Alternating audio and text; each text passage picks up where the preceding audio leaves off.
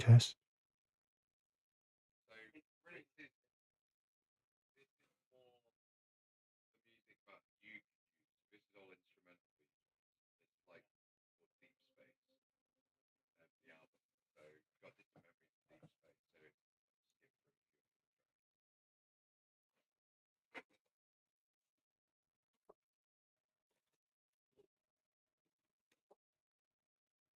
It's been like your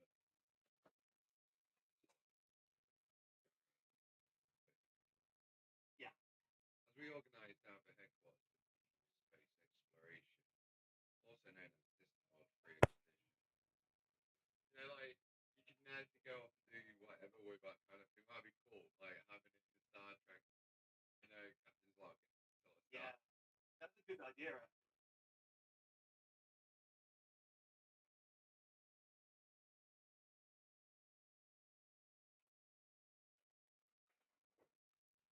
Morning, gentlemen.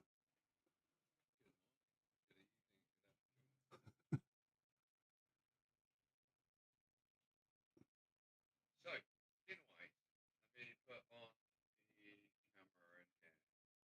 I was going to say, if you do that, it'll be less behind.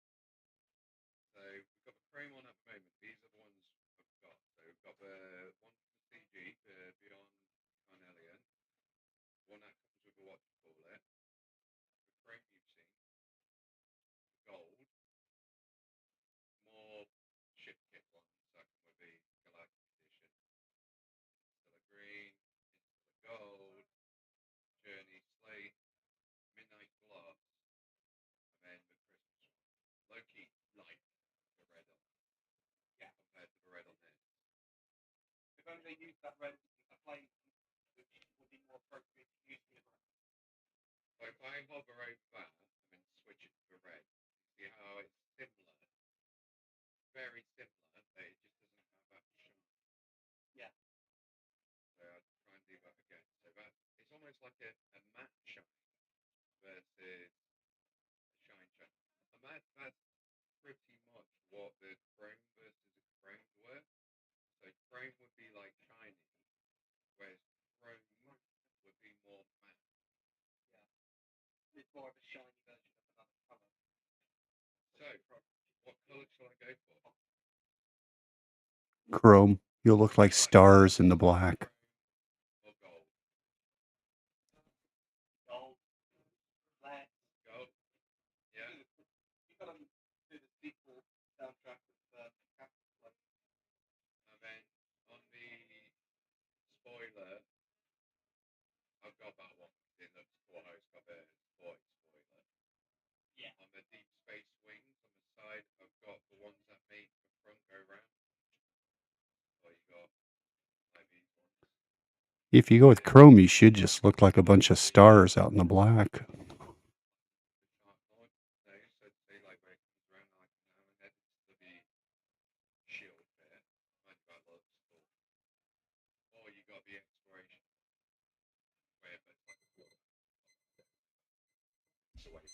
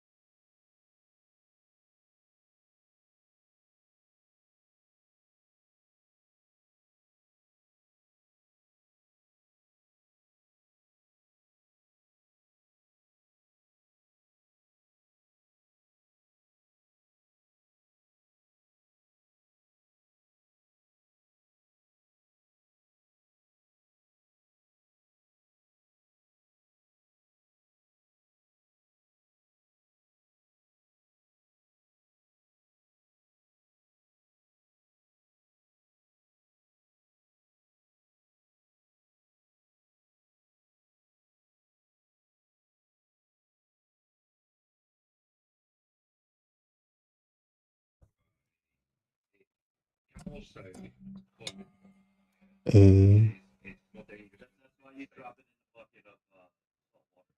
Rock. yeah. You're like Ready to go. Yeah, you're ready to go. Yeah.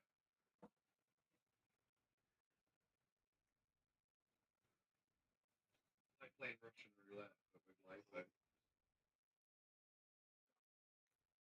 yeah. I did remember on that.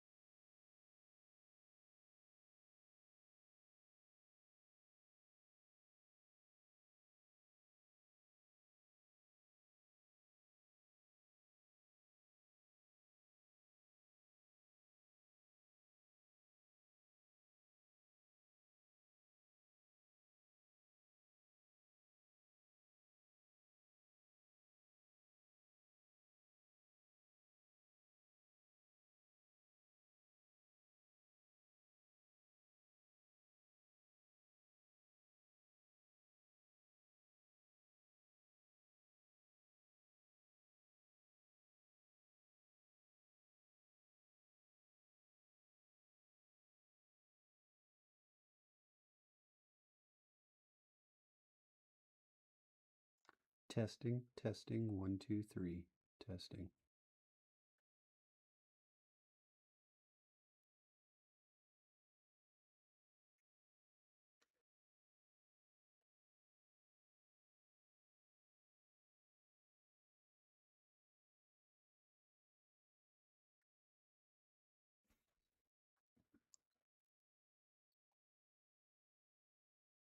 Great. Audio's finally working.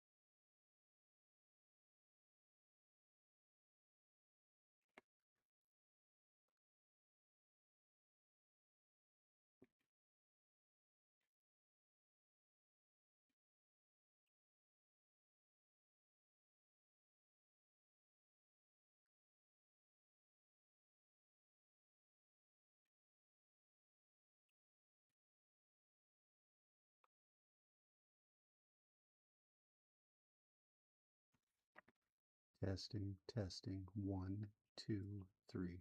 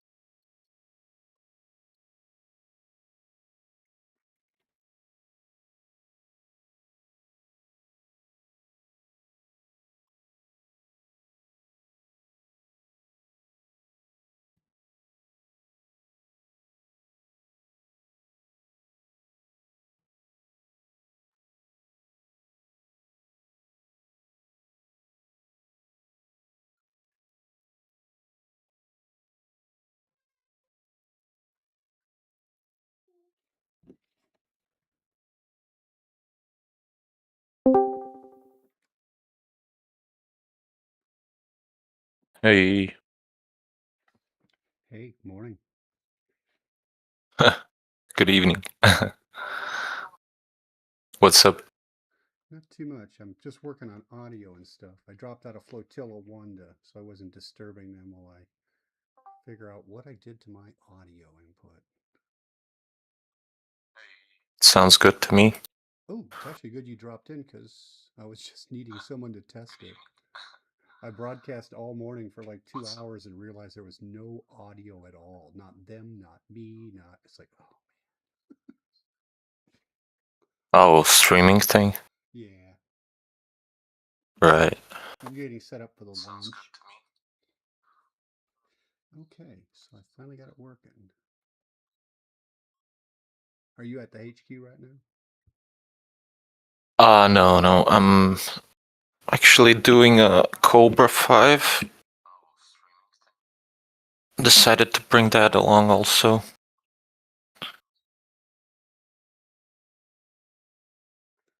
Yeah, I got my whole fleet carrier parked just in the system up above the base. Mm-hmm. I was, oops, yeah, I was down in the Nebula, but it's kind of a long jump getting in and out, so I parked it close so other people can use it. I'm gonna jump it tomorrow probably over there. It's a So beautiful it's system. closer for this for the transfer. What'd you say? It's a beautiful system that they picked. I mean, the nebula down Mm. below you is just fantastic, and the planet's all green and has lots of canyons on it. And, Where's that at actually? Horsehead?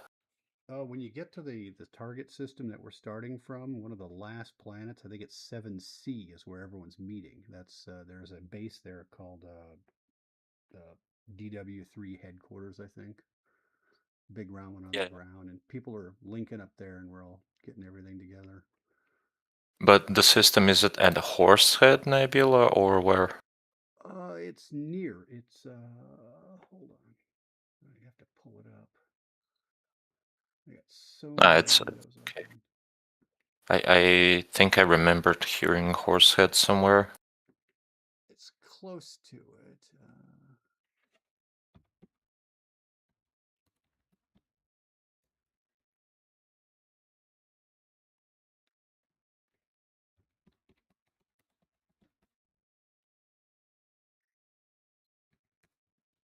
It's actually above the Running Man nebula. Which, if you look at Running Man on the galaxy map, it's beautiful. It's got this.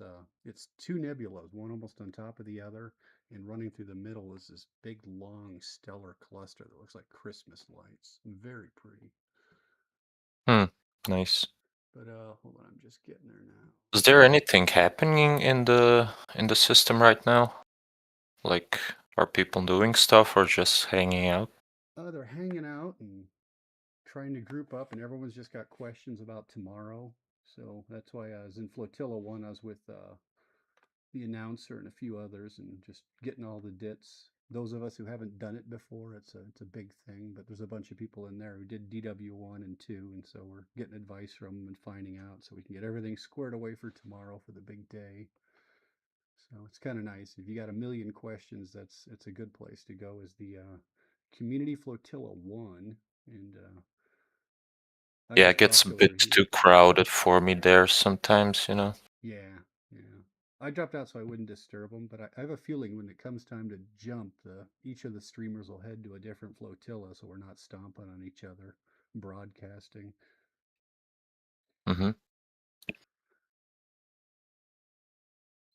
Nice. But yeah, just as you logged in, I just got my audio unscrewed. I didn't know what was going on with it. I'm such a dad. I mean, My kids, probably most people here are, so. yeah, my kids roll their eyes. It's like, can't you use any software that was made after 2001? Like, kind of. Yeah. My problem is I fly in VR, and it's all these apps and things, they don't translate well to VR. You have to set up XS overlay, and that's kind of a PETA, and so VR is really cool, but the tools don't work well with it. That kind of sucks.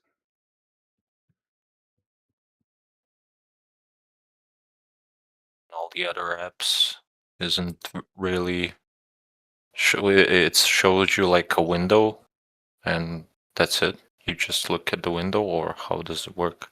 XS overlay puts a screen. You can position it like up on top of your screen so you can see it, and you can set the opacity so it doesn't interfere. And have you ever watched Father Bill's streams? No, not really. You know, he transmits in VR, and if you ever watch him, he's actually broadcasting right now. But if you ever watch him, you'll see him. He looks up like he's looking up towards God. He's actually looking up towards XS overlay to read the chats and the posts and things that are people Oh, posting. He's just got it right, floating right. there up above. So it functions like your regular monitor? Um, sort of. Actually, technically, VR is a monitor. It does take up a channel, and so yeah, you can just paste that thing in that one channel. I was working on it this Mm. morning, but I got tired and just joined and went and had fun. And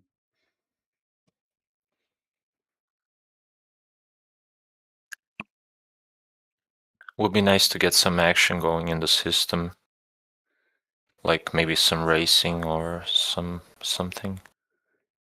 there is actually, I think, 4 or 5 different tracks right there on this planet. If you have ED Copilot, you go to, I think, places and then timed events, and they've laid down a bunch of tracks for this already.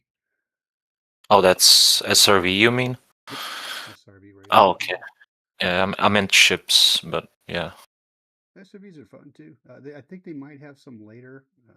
The guys who did the racing, and they're all on this. All the racers are on board with the trip, including the guy who made ED Copilot. He checked in last night. Jake Turner. So they're building tracks, but yeah, for this site, it's all just SRVs.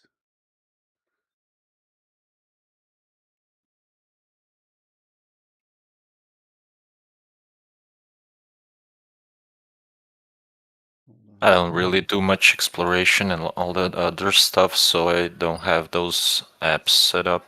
The only one I really use is Market Connector. Mm.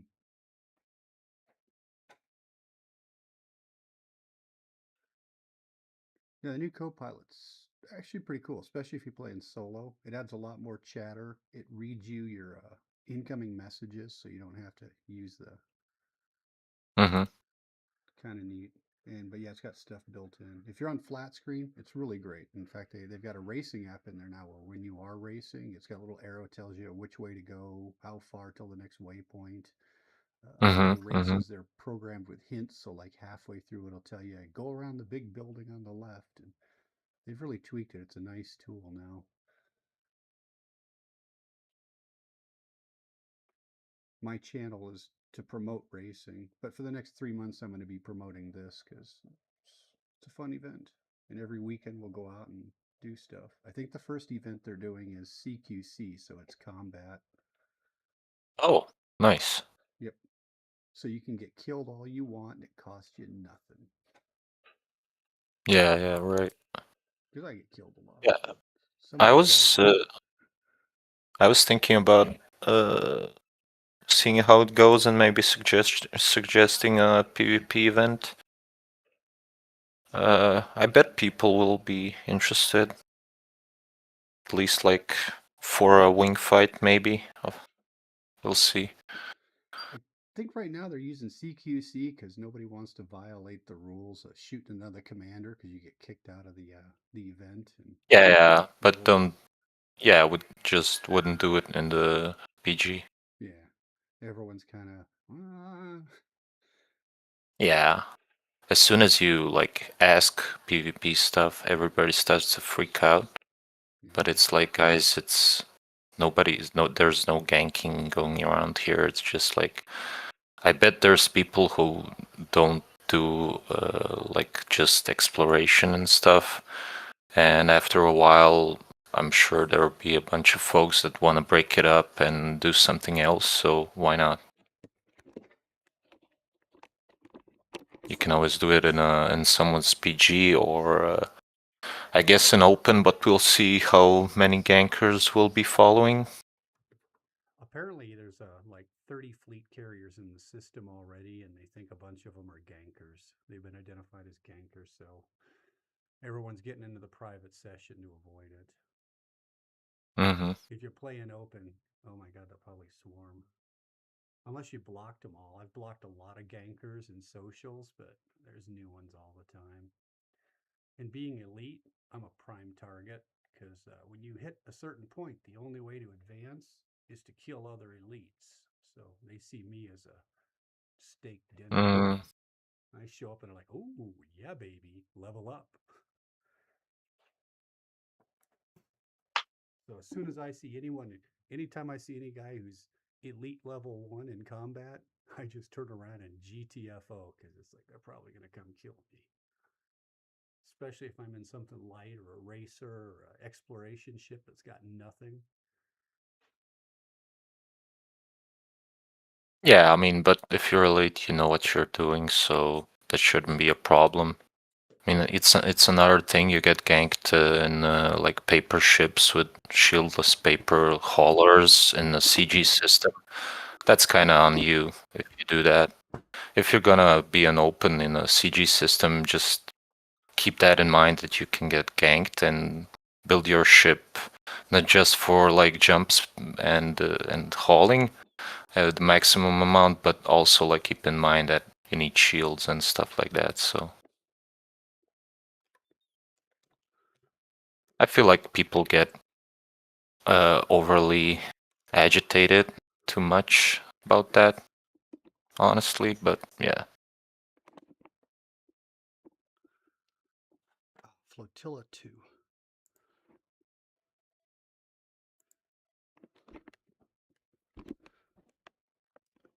Typing in VR sucks. Mm. All right, there we go. What I'm trying to do is from Flotilla 2, if I send out comms to people around me who should be in my instance and tell them Flotilla 2, and maybe we can get everyone in this instance on the same comm channel. Oh, you have a list of people? Just people around. You can only fit 100 people in an instance. So everyone, you jump in, you may be in an instance on the channel with like the announcer and the other guys on Flotilla 1, or you may be in another one. So I figure if I do this, I can just contact people who are in this instance, and then everyone can get on the same channel. And because otherwise, you're talking to people who aren't there, and they're talking about all the things they're doing. And, oh, we're stacking ships, and you're like, yeah, it sounds like fun, but I didn't get invited. Unless you Yeah. join like a private one, but I kind of want to stay in the Distant Worlds 3 instance. But yeah, it's just only 100 people fall into your instance. So how do you get hold of them and unify them? And the comms in the game really kind of suck. That's something that always disappointed me. It's a pain in the ass just to hail somebody, you know. If Why can't I just hail somebody and say, hey dude, what's up? You know, why's it gotta be invite, chat? You know. It's a big old PETA.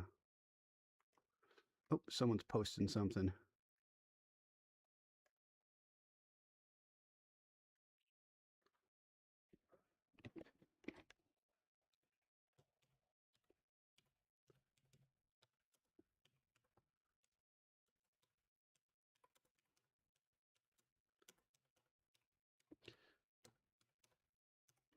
Oh. There we go. Yeah, see if I can get people in this instance on that flotilla. I got to drop off. I've got to go hit the head. I've been at this for hours. What time is it even? You lose track of time in VR. It's like being in Vegas, you know. You take the helmet off and it's like everyone's gone to bed and the house is dark. Like, whoa.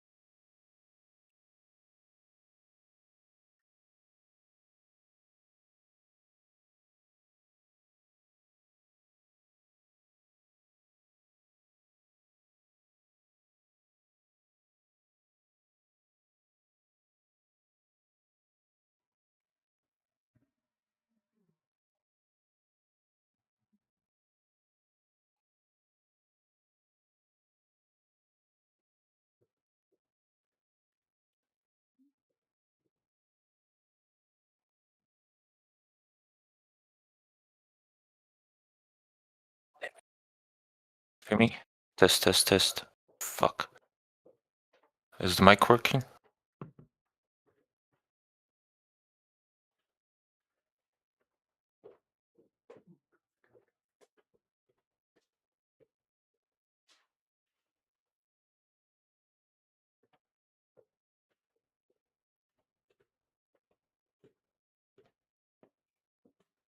All right, I'm just waiting for the timer to go off for the coffee, and then I'll be ready to hunker down for a while.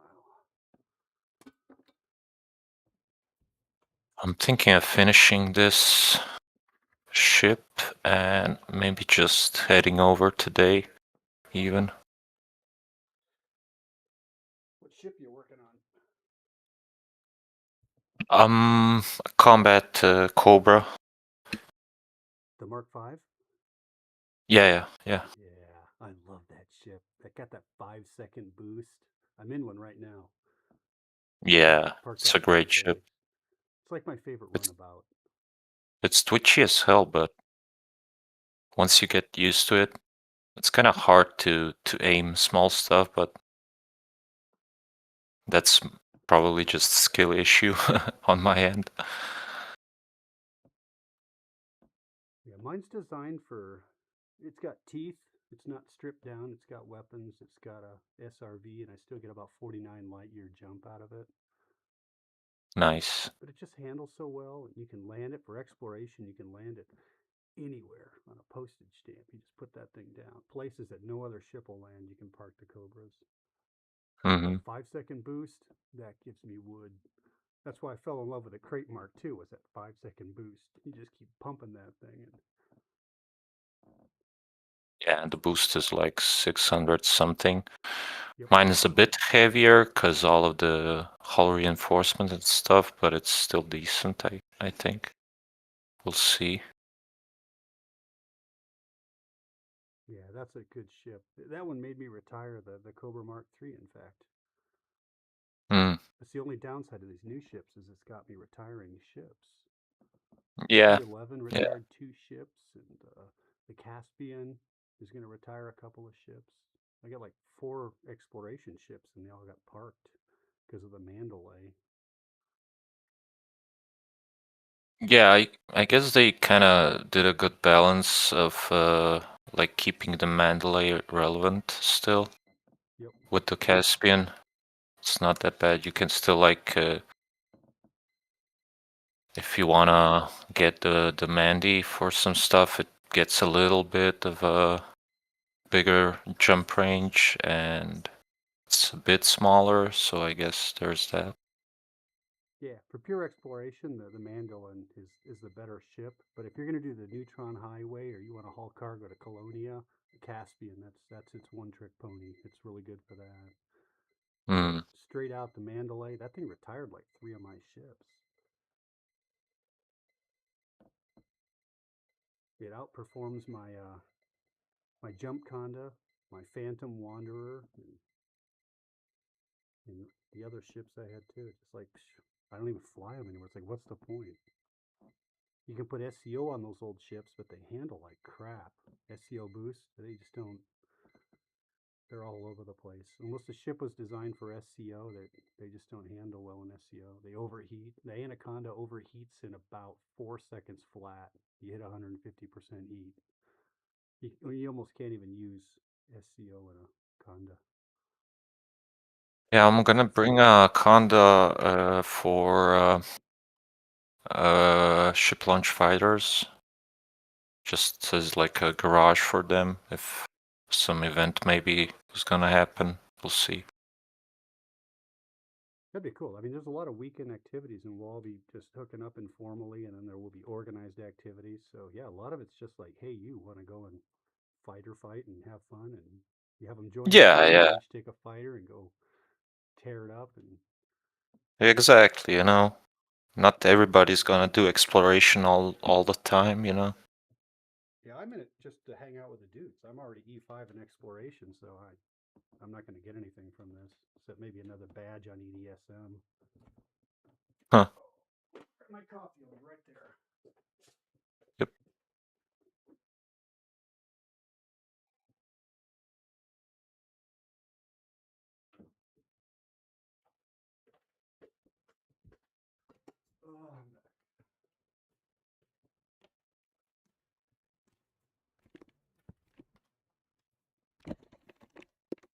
All right, I'm back.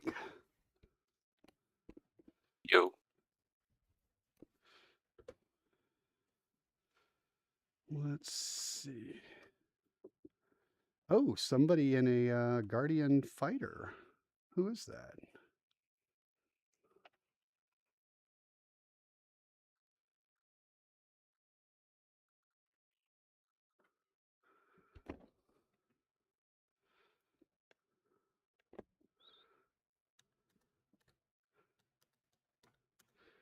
I am in. Oh, damn! I can't remember the name of this group. This chat group we're in. It's Flotilla.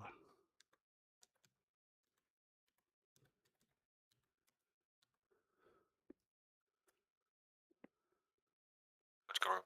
I didn't catch that. Flotilla too. Trying to remember which chat I'm in because I'm broadcasting to people. Let them know they can join us here on this channel if they're in this instance. They can.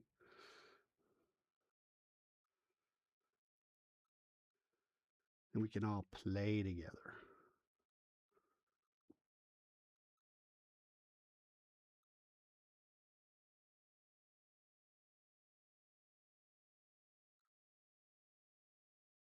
The ship racing would be fun to try that.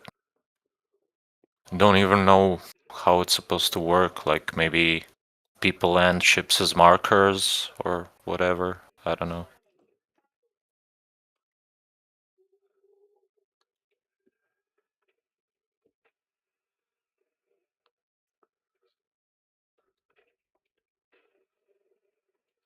I'm going to run loops around the base for a little bit. SRE? No, I'm in my Cobra. Oh, nice. It really sticks to the base. You could just stick right on the perimeter. Yep. Just boost around it. Have some fun. I'll see who pops in. We're getting more and more people showing up. I count 4 people visible at this point. Nice. One of them's in a fighter. Who is that guy? I want to go play with that guy. There we go. For instancing, it always helps to friend people before, I find. Because sometimes someone shows up for some people, but not for others in the same instance, and weird stuff like that keeps happening.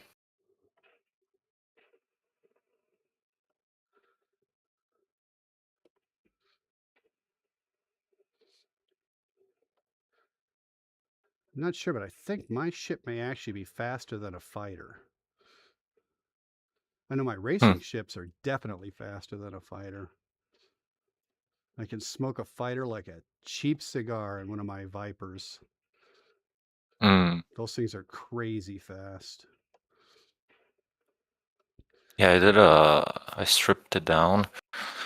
Did a basic, like, also racing ship. I think it was a Viper. Yeah, either that or Eagle, right? That's the 2 ones. I think I went with the Viper. We'll have to check. Viper's a bit faster, but the Imperial Eagle comes in second. I think the Imperial Eagle handles better. And the regular Eagle, it just kind of sucks. I have one fully engineered for racing, but it just won't hold a candle to the other 2. But yeah, the Viper, you can get those up to boosted to like 920 meters per second, but that's shieldless. You're running naked through a canyon. It's not an advisable thing. Yeah, I mean, I fully expect to blow them up Yeah. almost every run, so that's not a problem. Oh yeah, here it is. 930 with boost.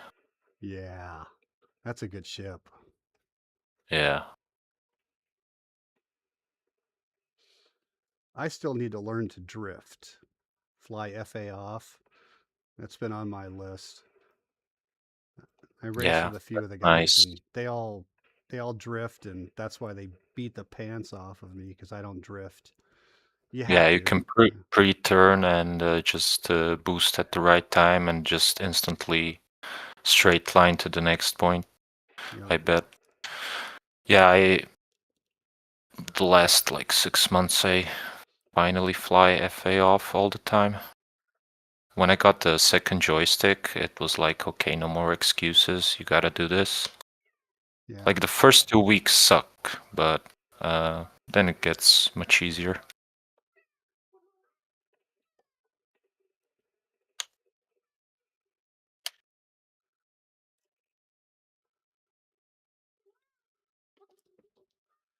Yes.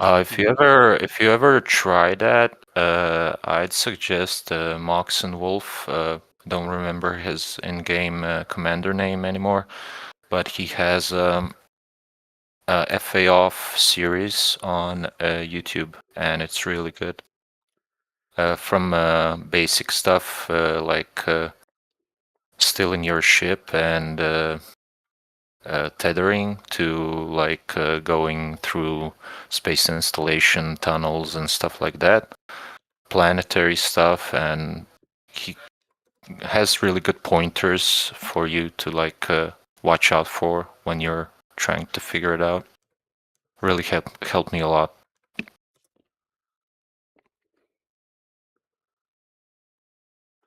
I think I've actually seen his videos.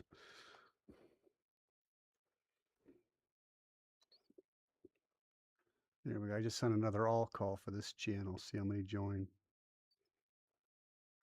Everybody's showing up in their Sunday best. It's always funny about these events. Guys will joke about their wives taking forever to get dressed and have the right outfit, but then they'll show up for one of these things and custom outfits and skins that they paid real world money for. Perish the thought of showing up in stock uniform, you know. Oh my God, Yeah, that guy's in I red. have. Yeah, I have everything stock on this account. I signed up with an alt account because I didn't wanna go with my main account. Huh. It doesn't have all the bells and whistles, no Colonia guys and stuff like that, but it doesn't matter. I don't even have like power play stuff. None of the modules, but oh well, you know, whatever. Just go buy weaves, you know. But it's nice. You can still be in the rear, in the bubble, and also on this for the next 3 months. Yeah. Because I wouldn't do it if I was like stuck in the middle of nowhere all the time. I want to be able to go back and do some stuff. Well, there are about 200 alts in this, which is basically commanders who are participating twice. They're actually flying with 2 alts. Yeah, I Meaning don't they get that at all. Actually, I don't know why you would do that, but yeah, Yeah. I guess. No idea. I'm just going to take one. It's my primary. I have 1 alt. I'm YOLO, baby. You only live once. So no, I only have 1 instance. After all these years, I just have the one. But that's okay. I'll go out and have some fun. I'll broadcast. I'll get some good footage out of it. God, what a pretty planet this is. All lush and green. They really picked a good planet. When you get here, something else to go check out is there's a base called Beagle Bar. The guy put the Mhm. base up on the ridge line of this really pointy mountain. Like if you get out of your ship and Oh, walk yeah. too far, you'll fall off the cliff. It's Nice. really cool. It's like, I oh, think that's I think I saw awesome. that somewhere actually. Yeah, yeah, that's nice. They did a great Is job. the big base or It's big enough for large ships to land on, but yeah, it's right up on the ridge line. I had my condo up there last night. But yeah, you get yeah? your So it's SRV and you'll crash off the side. yeah, but so there's not a lot of space for landing up there, At that probably then. base, yeah, there's not much at that base. You kind of want to land on one of the approved landing pads. I think there's a little bit off to the side where you could probably park and not be on a landing Hmm. pad. Yeah, like come with the Cobra or the Viper, maybe. Yeah. But I didn't even know you could build that high. I built on a couple plateaus, but I didn't build anything like that. I mean, it's like building on the side of Everest above base Mhm. camp. It's like, Yeah. wow, that's cool. I didn't know the game would let you do that. That is awesome. But yeah, they really put a lot of thought into this first step. The nebula's fascinating. The planet's beautiful. The terrain is nice. There's canyons to the east and west of us for people who want to go canyon racing. Might do that in a while. If I can get more people on the channel, we can do some follow the leader through some canyons. Just gonna jump around to do those engineers, and I'll try to be there. If something was gonna happen, I'll try to join later on. Cool. We'll talk to you in a few. We'll be here. Yeah, I'm still gonna be here, but not with my ship with you guys. It's not till tomorrow, so you got time. Yeah, right. You're not the only one who's out doing last minute engineering. I've talked to like 5 guys on different channels or all doing the same thing, especially the new guys. They're all getting advice and finding out stuff they should have done. I had to Mm-hmm. explain experimental effects to a guy yesterday. He didn't even know about those. What? How do I do that? He's new. They don't know. A lot of people Yeah, don't. Elite's like the only game where you have to get a user manual, watch 20 videos, and use 5 additional supporting programs so you can actually play the game. That's so funny, actually, but yeah. I put this game on par, difficulty wise. Mastering Elite Dangerous is on par with getting a private pilot's license. It's about the same level of training. Yeah, especially if you go like do PvP and try to get good at it, it's years. It's years. Yeah, it takes a while, at least 1,000 hours to really get proficient and to get to everything. That's the beautiful thing, though, is you can play for thousands of hours and still not do everything. I haven't even touched Mm, ground stuff because I play in VR and it kind of sucks in VR. But I mean, that mhm, whole world I haven't even touched after 4,600 hours. I haven't even got there yet. There are mm. chunks of the game that I have yet to do, and I've been playing for years. Most games, no, you would have ran them out. I got so many games, you'll pay 30, 40 bucks for them, you'll play for 20, 30 hours, and that's it. You put it away. This one you definitely get your money's worth out of. This is like a second life for me. They say what's the saying, as big as an ocean, as deep as a puddle. Oh, yeah. But that's kind of, if you like look at it. I mean, they should have done a better job gameplay wise, okay. But if you find like a challenge for yourself and you want to do it, there's always stuff you can do. Like if your thing is now, I'm gonna try FA off, you've got a couple of months of things to do. So even if like all the mission stuff and all the other gameplay in Elite doesn't exist, you got stuff you're working on for a while. You know what I mean? So yeah, it's kind of like if you don't like that part, then I guess I might understand why people would cry about chip interiors, because it's not like actually you don't get anything out of it. You just get stuff to buy for your like coffee table or what.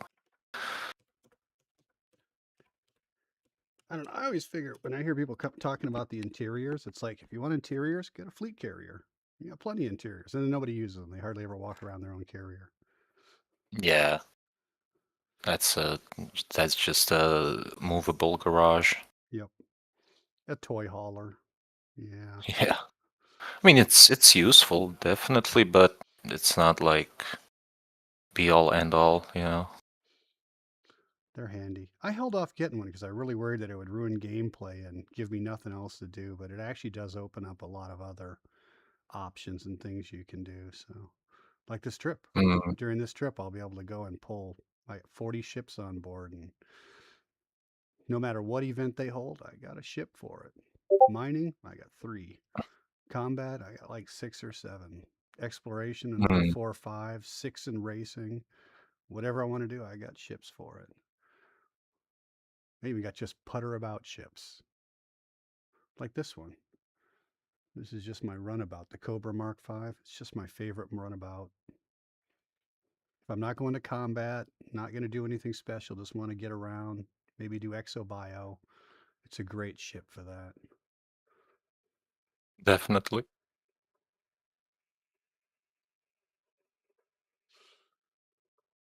I only jump to the Mandy if I really just need to get a few engineers done as fast as possible because it has a little bit more jump range, but other than that, yeah, the Cobra all the way for a bubble ship. Plus, it's small, so you can land anywhere practically. You don't have to wait for the medium pads on outposts and stuff. And it's got the best super cruise of all the ships. Oh, really? Yeah, it's the one. If you want to do the hut and run, that's the ship. Pardon me. That's the ship for the hut and run because it just flat out puts some big gas tanks on it. You super cruise all the way to Hutton.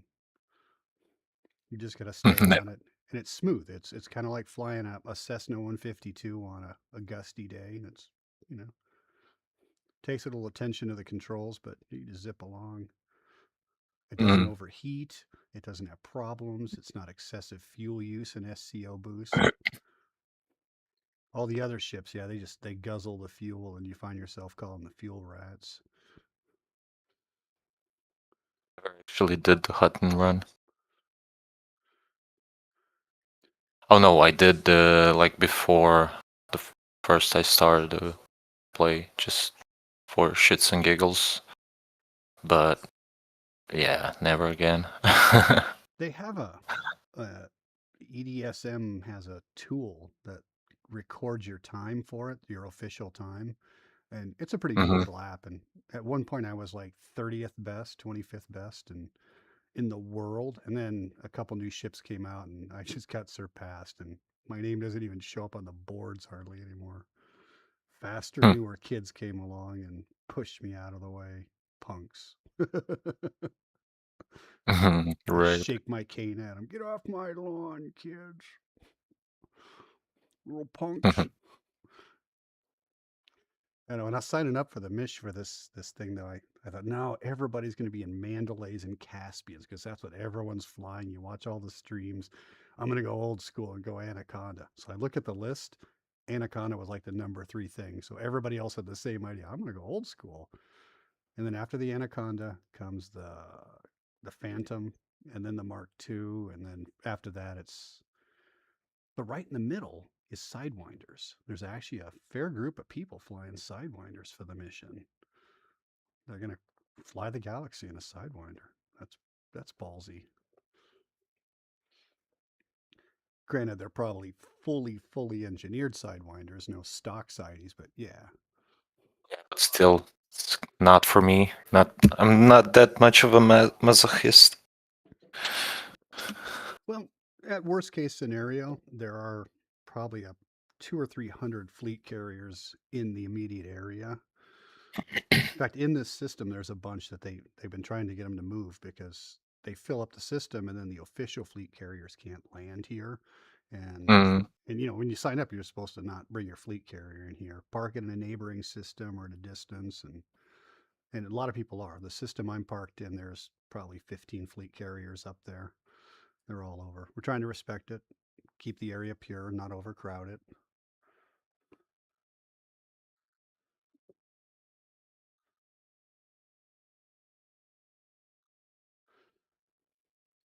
They went through a lot of effort, so I can respect their requests.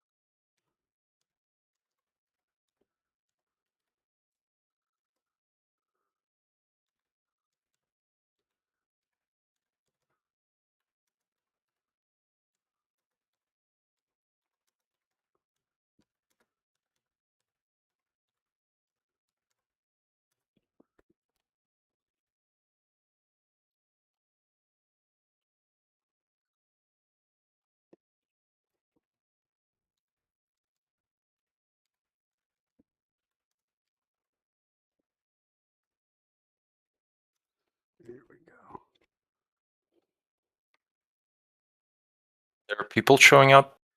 Yeah, yeah.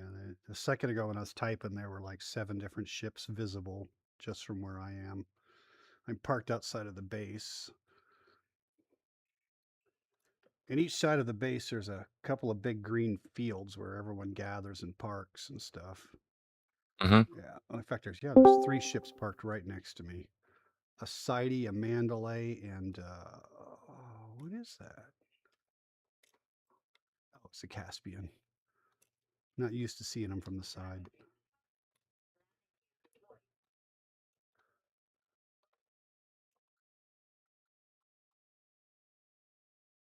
Seeing Caspians in PvP is actually so funny. Is it any good in PvP? I don't have it, but people say that it's actually surprisingly maneuverable and actually not bad. I guess it's because of the new like MK2 thrusters or whatever. But yeah, I mean, it's a meme, obviously. It's not a fighting ship, but you know, if you're good enough, you can do whatever, I guess. I just got mine a couple days ago. I haven't even fully engineered it. I just picked it up and haven't done anything with it. Hmm. I did a little bit, but then I ran out of mats. I got a lot of ships. So I'm constantly out of materials. I would pay real world money for selenium. Oh, you don't Obviously, go pick it up on the planets and stuff? yeah, you pick it up. I go through a lot because I engineer all my ships, and I got 46 of them. And yeah, you just eats up because engineering everything on a ship, you just go through so much. And then I'll go on something like this, and I'm low on jumponium. Like, oh,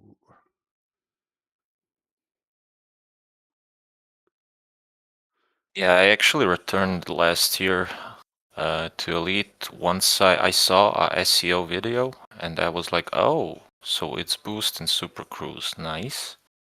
And then I Googled some stuff on Elite and I saw that they made engineering materials easier. I mean, a lot easier. So I was like, okay, let's come back. Let's see what's up.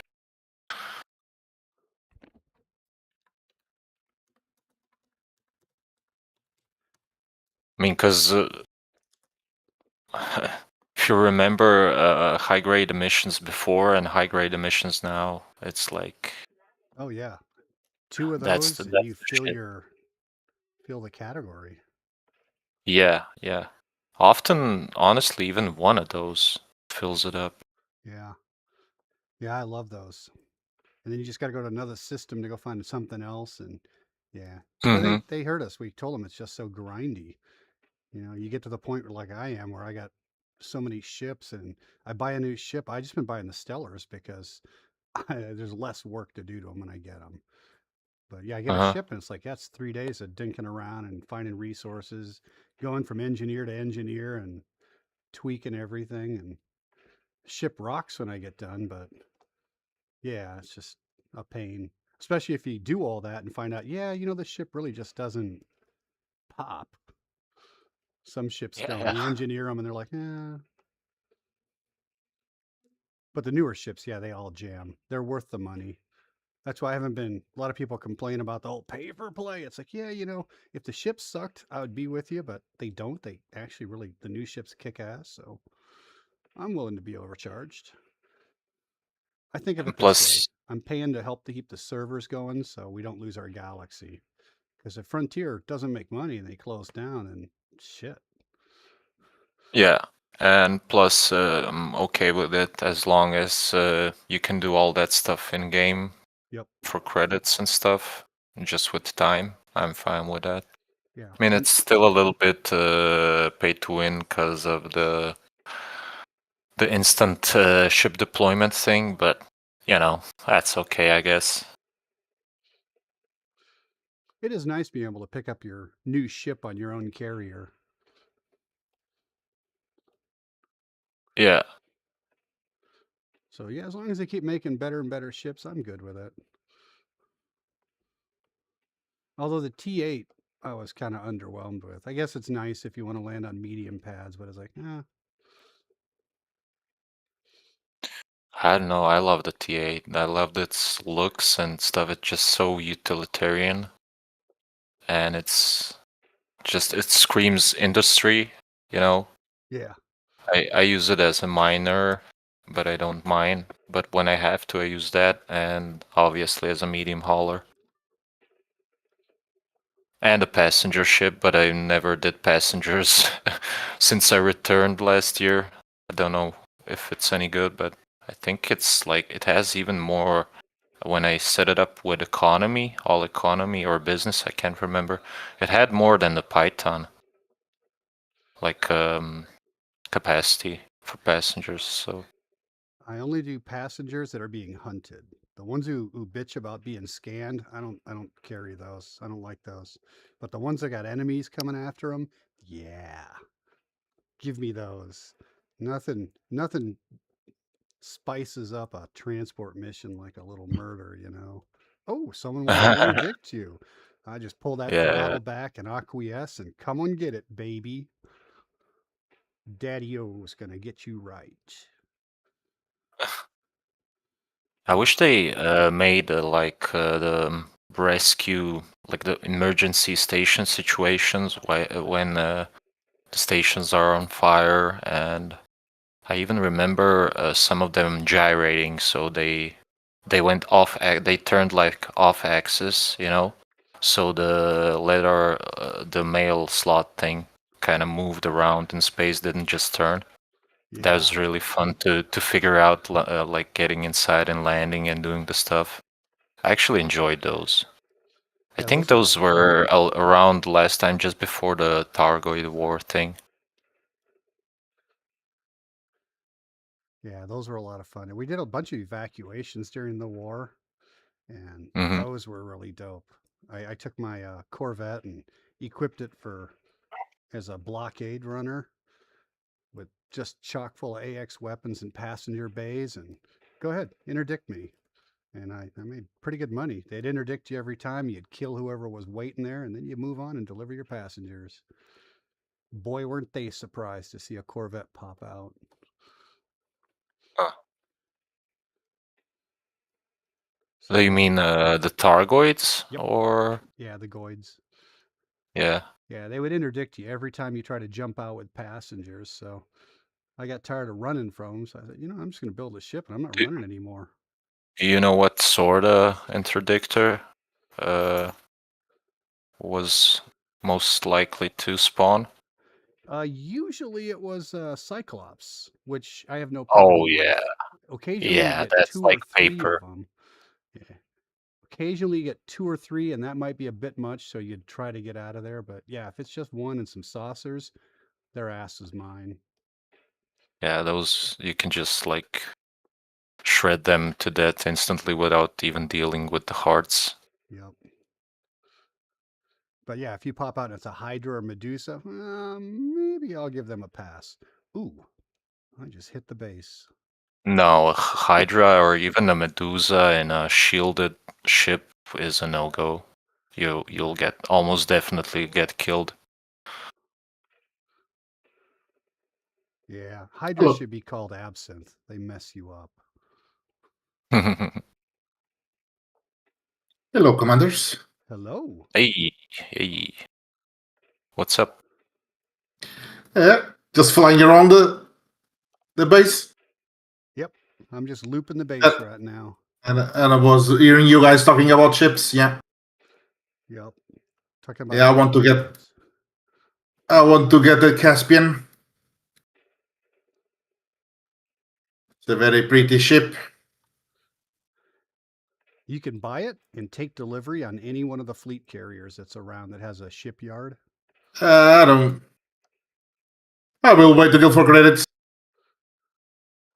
You'll be on the trip then, I think, Yeah, For because game credits. you'll have to buy it when you get back from the trip then. Yeah.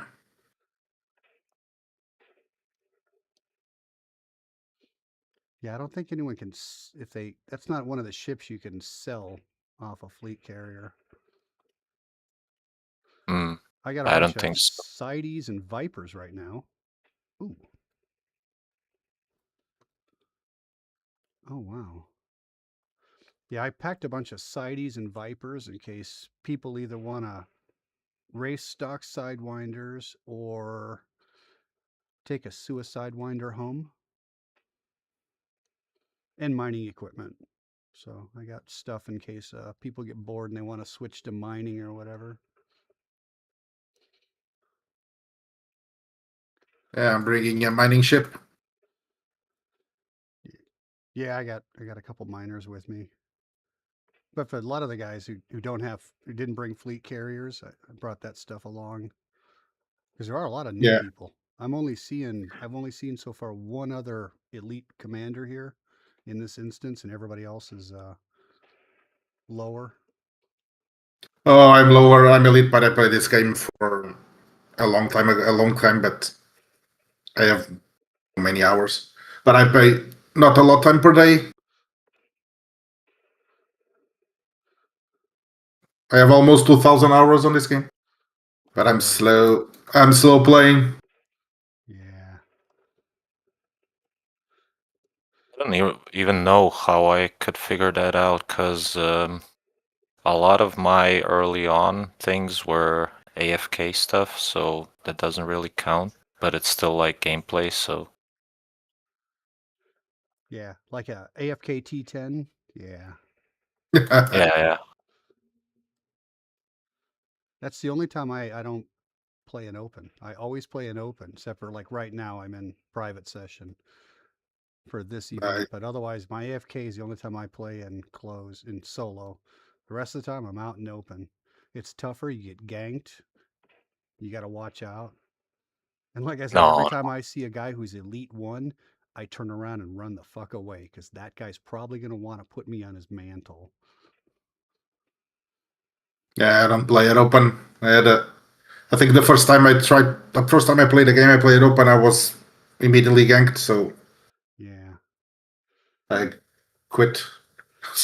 Don't feel bad. I got ganked twice on the opening day of HIP 847621, and I was in a fully kitted Corvette, and I got my ass spanked twice.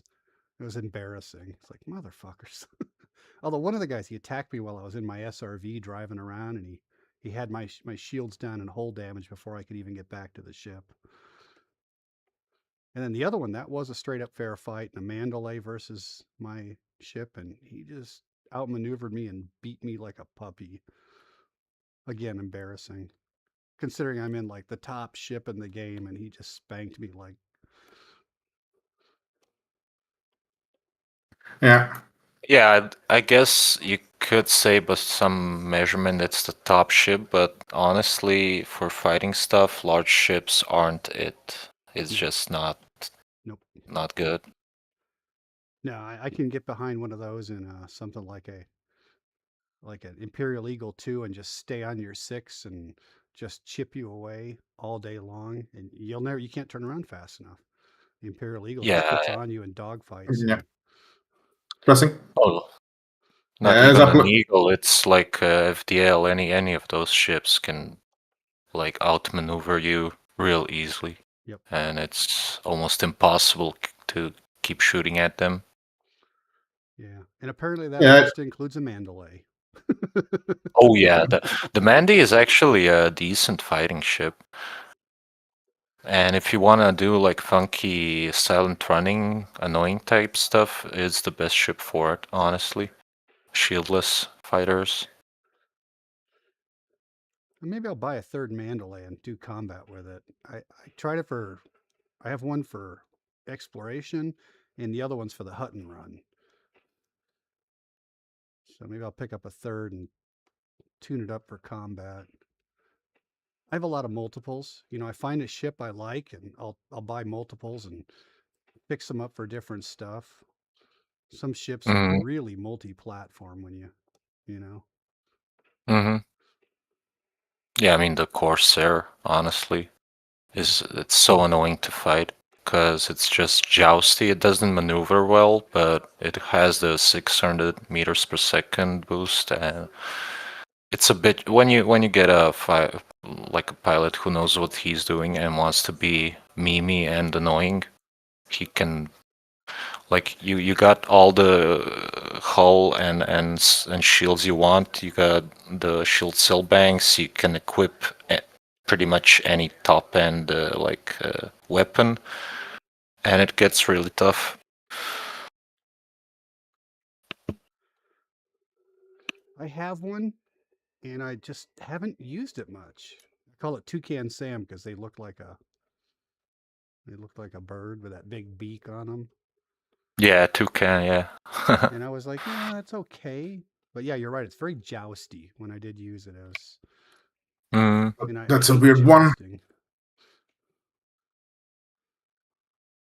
Yeah, some of the ship kit stuff fixes the beak a bit, I think, if I remember correctly. Ooh, there's a guy who's Elite 2 here. Dr. Morto. He's Elite 2. Yeah, he's one of the fleet guys, I think, also. Was talking to him yesterday.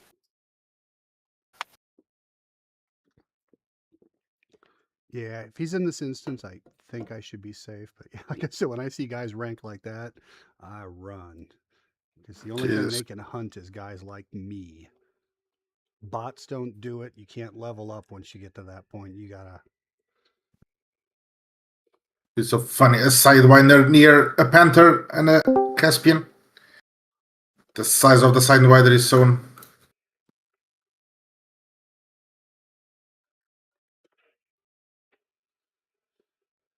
It's a pocket ship.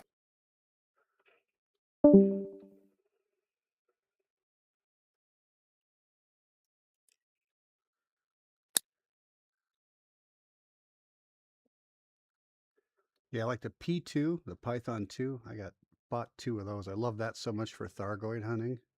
I got one for torpedo bombing the Titans and the other one's for interceptors. I hated taking stuff on and off of it every time I'd go, it's time to kill the Titan, so I gotta strip stuff off of the ship. It's like just have 2 ships. I hate taking a ship apart once I build it. You build it, you get it perfect, and just leave it. And if you want it to do something else, just build another one. You know? When I have to do that stuff, I kind of always forget some modules, some core module to switch or whatever, or forget to fix my power management priority stuff Yep. in the modules list. It's Exactly. always something, Yeah. Yep. And that's why I just rather just build one, and then if I need another Yeah, one, and just build another one. as far as Stargate stuff, the current top ship became the Corsair. Actually, it's kind of a meme, honestly, with those guys, because they say it's overpowered. Because you can without boost, outspeed any of the interceptors. Yeah. The Bazzi's the fastest, and it only does 550, and you can be faster. So Yeah, and I was real aggressive. A Cyclops, when they run away, they're hiding that burning heart. So I get right on, I chase them down and let them run away. And I take out that heart from point blank range, shoot them in the back.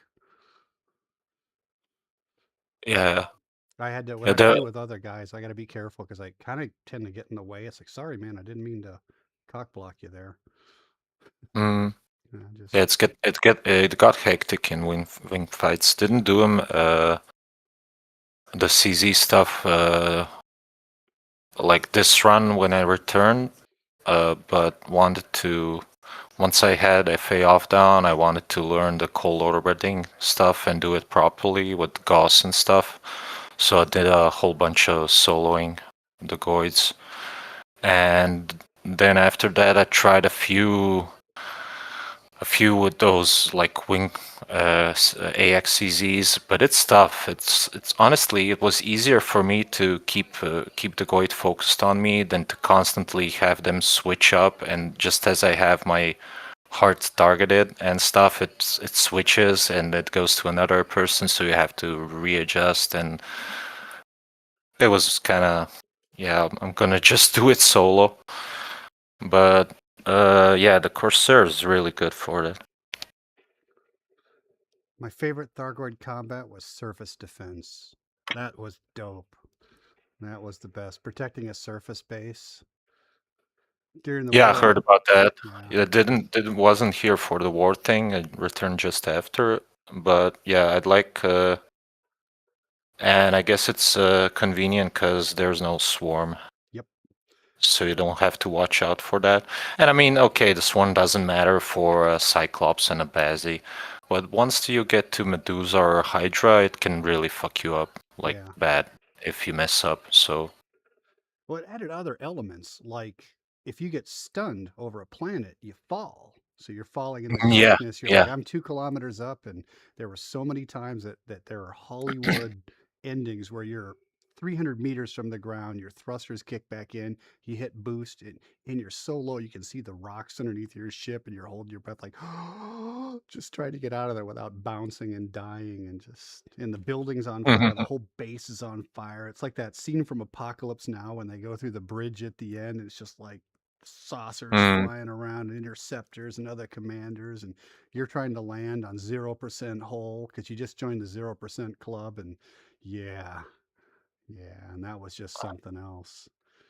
And you made so much money. You can make $1 billion a day, literally.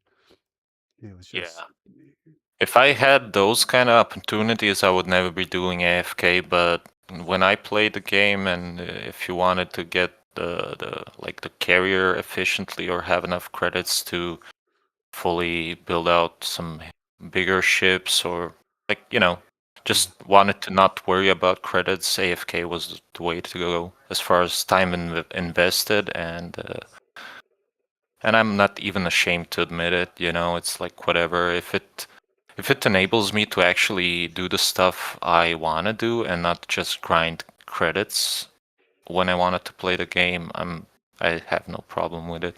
And it's like official gameplay. It's no cheating or anything going on.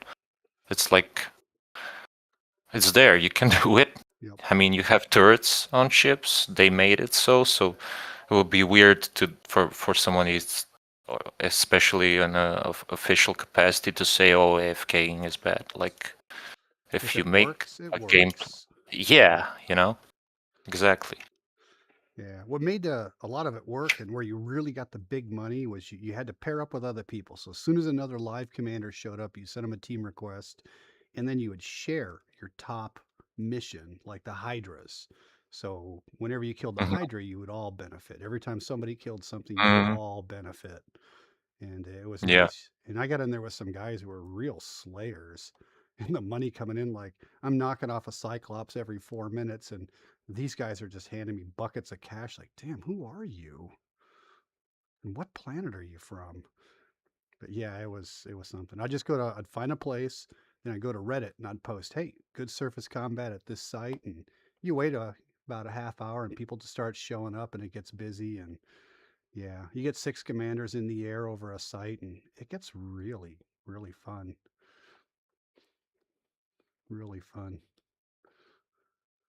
Although I did feel bad one time. I was out flying, and you know how you bump into people during combat a lot because you're going after the same one, and this guy in this crate, he keeps bumping into me, and it's like, God, is this guy like trying to chase me off so he can solo this thing? I don't know. And finally, he clips me hard enough, he knocks my hull down to 25%, and I die right after that. I'm like, oh, that bastard.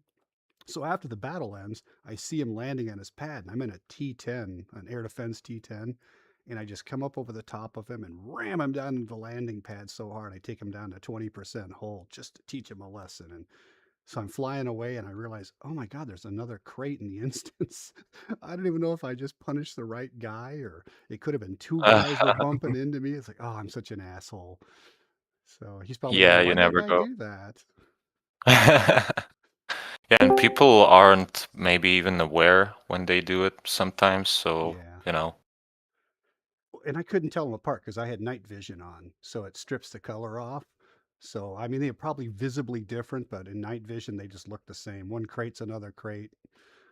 And so, Mm. yeah, I may have punished the wrong guy, or it may have been two guys bumping into me. So it seemed like one guy was really being a dick, or yeah.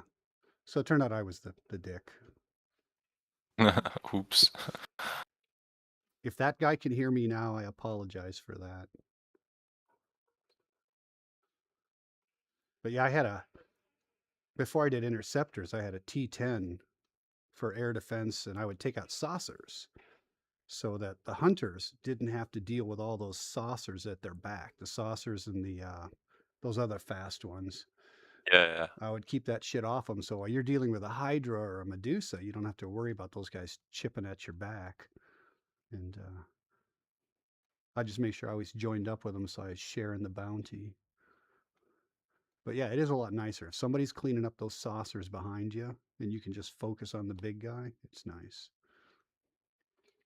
So I got 1, 2, 3, 4, 5, 6, 7, 8 ships parked in this instance right here in front of me. Nice. Yep. Is anybody doing something interesting or just hanging out? There's someone in an SRV. I think everyone's just kind of linking up. I'm trying to get everyone to come to this channel that's in this instance. I keep posting to let them know we're in Flotilla 2 so they can join us. They might be in Flotilla 1.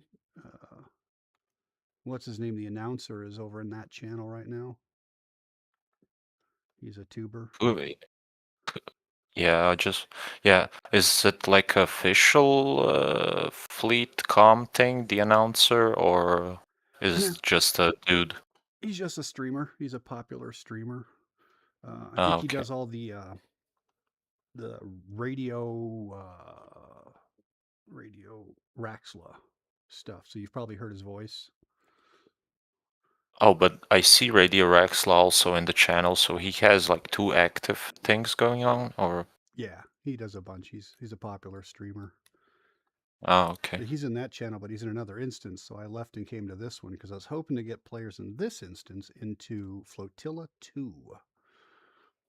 That way we can all talk. And I think that's what we're going to kind of have to do is just go to the different Flotilla channels and just broadcast. Because anybody that's on your comm panel, they're in your instance. So if we could just get them all on the same channel, we could do stuff. Because there's east and west of us, there are canyons we could be racing. I mean, you can write in the local chat and like tell people to come here. Yep. Somebody can. I've been posting. It's slow doing it in VR. Oh yeah, right. That sucks. Yeah, VR is cool, but it does suck for the tools and typing and a lot of that other stuff. People are always saying, "Oh, try this tool." It's like, it's hard to use. I really wish Frontier would put that center panel where you launch your SRV from. At the bottom of that, there should be a browser window where you can have stuff. You can put Inara, you can put ED tools and things. Yeah, that would be actually nice. Yeah. And if it worked like so you can like full screen it or something like that. Yeah. I don't know how that would work in VR, but maybe like a hologram thing, it could open up before you. If it just took over the window, it'd be fine. The window's it's about the size of a 20-inch monitor in your lap in VR, so it'd be sufficient. Oh. Yeah. Yeah. It's a pretty fair size when I look down at it. So if that just had one more window and I could see something on my desktop, that'd be awesome. I wish I hope the game's still around when I finally get a computer and VR. I mean, a computer that can run VR and VR, so I can try fighting with VR. That sounds so good. Oftentimes, when you do team stuff in the rocks, you get fucked up real bad because you can't really look around where you're going. Yeah. You have to like be aware beforehand and kind of keep that. I'm still a rookie in that, so there's guys who can just float around and rarely ever hit anything, but everybody hits something, you know. It's like the rocks always win.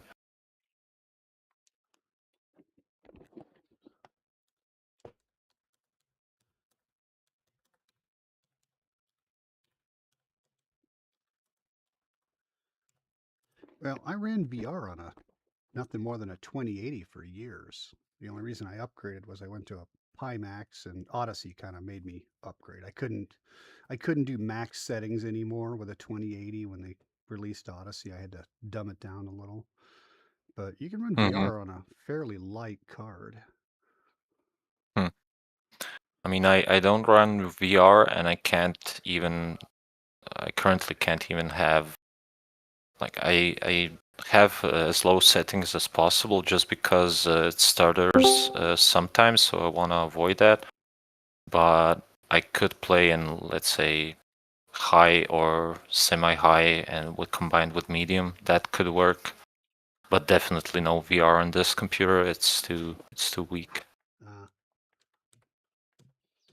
Yeah, with the RAM shortage affecting the M2s now, upgrades are going to be really pricey for the foreseeable future. Yeah. Hello. Good morning. Hey. Oh, Dr. Morto's here. Hey, Dr. Morto. Hey, he's in my instance. Hello, doctor. His mic's Hey, muted. everybody. We having fun yet? I had to unmute myself. Hey. Yeah, I saw you, Dr. Morto. I saw Elite 2, and I thought, Me too, and I thought, uh-oh. is that guy going to come kill me? I'm so proud of my improved SRV skills I'm showing off. Is that you rolling around? What was that? Is that you rolling around in an SRV? I saw someone in an SRV a minute ago. Yeah, I think there's more than one of us. I've been jumping over people and generally making a pest of myself. I'm the guy who was doing loops around the base for the last hour. I've been piggybacking on some ships just for fun in my SRV. Someone just relogged in front of me. Yeah, I'm trying to get everyone in this instance onto Flotilla 2, and then we can all talk dirty. Because there's about a dozen ships here now, but I think we're all on different channels, and people are getting frustrated. And I keep seeing people saying, "Where's everyone?" Are you leading a community flotilla on Channel 2?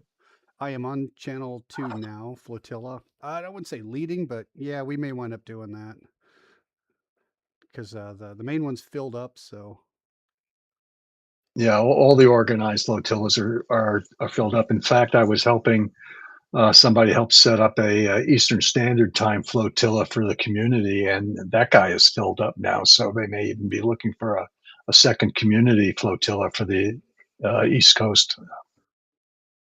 Isn't that tomorrow the jump? yeah, It is tomorrow. who parked their Sidewinder? Yeah, I'm upside signed up down? in a. Yeah, I'm signed up in an organized one.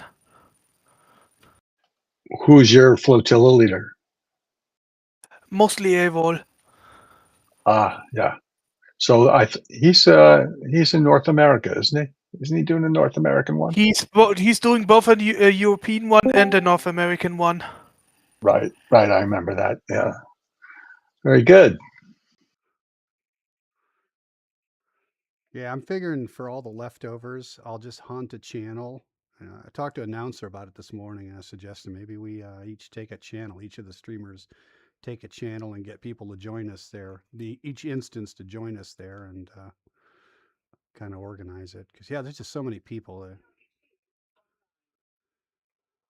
Okay, we now have a Sidewinder landed upside down, and Commander Elpadion, is on top of it. Yeah, I just landed on top of his Sidewinder with my SRV. Oh, that's you? There you are. I see you. Dr. Morto. Causing trouble. I'm coming past you. I am Daddy-O from the League of Carnage.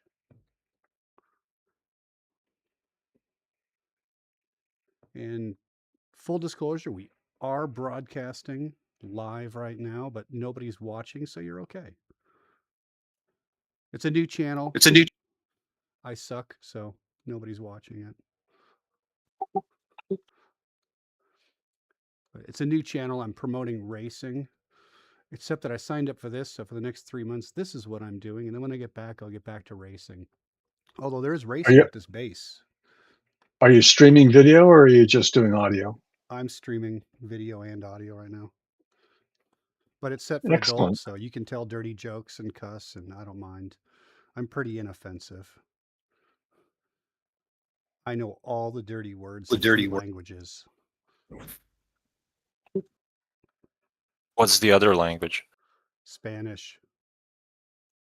Oh, Oh yeah. I lived in California for about 20 years. I've picked up a few words myself. It's the funniest thing on Amazon. There's actually a book, How to Cuss in Spanish. I laughed so hard when I saw that. It's like, that's so cool. I think my favorite Spanish curse word is pendejo.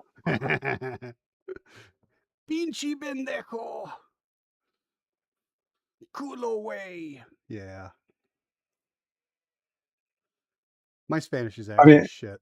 it's only because we understand the translation in English, but we don't yet generally use pubic hair as a curse word. Pendejo means asshole. Really, I thought it was pubic hair. Oh, no. Asshole. Yeah, it's Maybe it translates to both. It could be colloquially used. I should look up what the literal translation is. Let's see. Who is that on top of? Yeah, that guy's climbing on everything.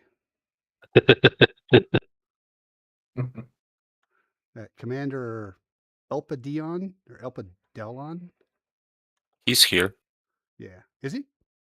Yeah, he's in the chat, in the voice. Yep, there he is. He He's just running around. laughed at you. How is your name pronounced? Elpadelon? Close enough. Yeah, I know that feeling. My real name, people say, well, is this the right way? It's close enough. Just a nickname. Yeah. People always complain they have trouble with my name. It's like, no, you got to say it right. You don't say Daddy O. It's Daddy O. Like a 1950s hipster. Daddy O. Yo, Daddy O. I see some of the SRVs glitching. Rubber banding? Yeah. Yeah, you might need to re-instance. I'm going to go park myself on top of Commander Atan's Mandalay here.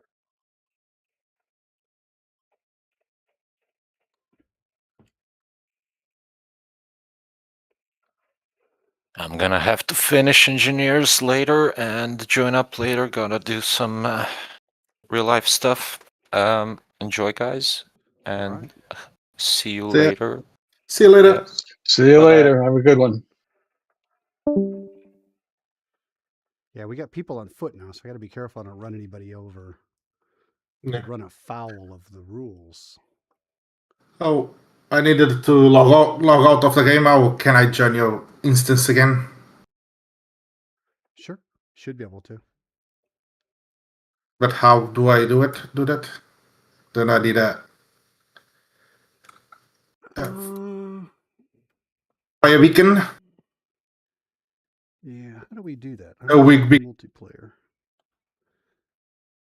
I mean, it isn't with other people, but I think I'm not on the assistance.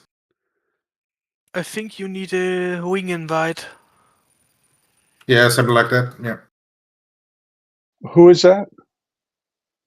Who wants to come in? I think it's Epiloduron. No, that's my own chip. Oh, sorry. If you want to go ahead and send me a friend request to Dr. Mordo, I'll wing you into this instance if you want.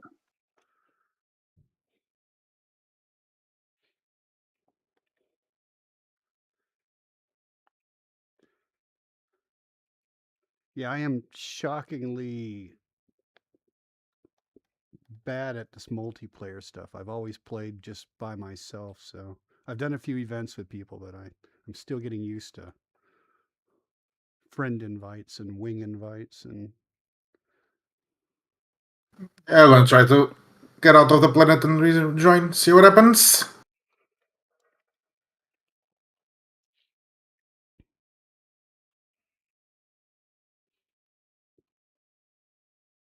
I just got that friend invite. Let me.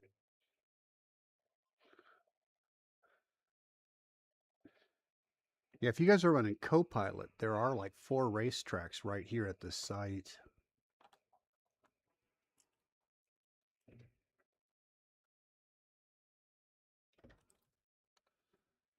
Okay, I just sent Unfortunately, you not. I sent you a wing request, so you can just do that and I'm on then Linux, so close Copilot. I down didn't try. my beacon. If I can make Copilot work in Linux. Oh, somebody got blowed up. There's pieces parts of an SRV here. And I just jumped a Sidewinder. Is that like a cow jumped over the moon? An SRV jumped over a Sidewinder?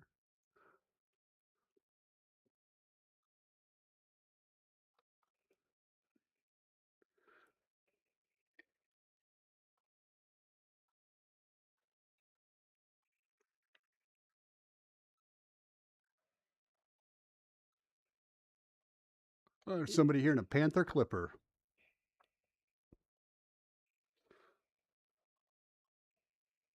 You never know when you're going to have to haul some crap. Yeah. Oh yeah, there she is. It's a big ship. Was mining before and needed the storage space. Yeah. I love the Panther Clipper. She handles for a ship the size she is. She actually handles really well. Does a great butt swing. So when you come in for landing, you just hit that rudder and it just swings the butt around right into the parking place. I mean, you could never do that in a T9. T9 just sucked for landing. They were slow but yeah, they really made the Panther a sweet ride. I thought it was going to be a nightmare to fly. It's like, no. Other than they do flounder. When you're fully loaded, you got to watch your inertia because they will just flounder and you'll find yourself rolling around on the ground like a noob. You got to watch your energy as you come in. But otherwise, I thought the ship was fantastic. Yeah, it's a great ship. Much better than what was I using before? Imperial Clipper or whatever it's called for my hauling. And that thing just slid all over the place and was completely uncontrollable at times. The Panther's much better. Yeah, it's a good ship. Lollipop. It was worth the buy. I retired 2 ships because of it. I have a couple of T9s that wound up getting retired.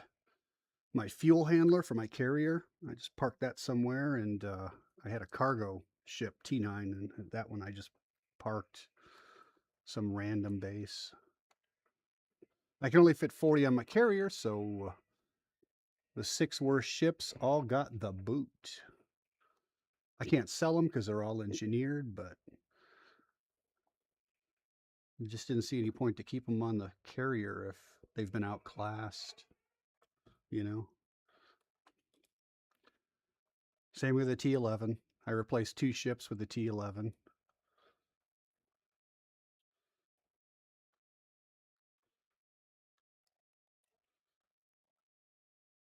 All right, I finally made it on top of that T11 is the Mandalay. new miner one, right?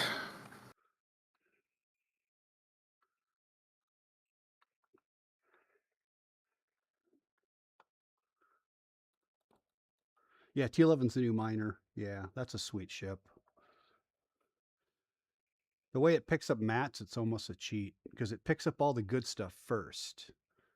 So when I mine with it, as soon as my first limpet reports in no targets, I just move on to the next target. But it picks up selenium and all those hard to find mats real quick.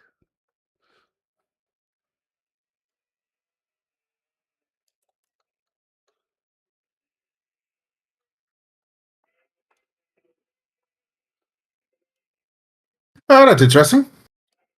Yeah, I want to get one. My miner now is 88. It's not bad mining on that ship.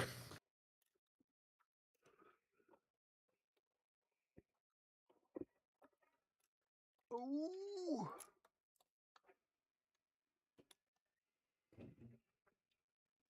That's Elpidellin in that Panther Clipper.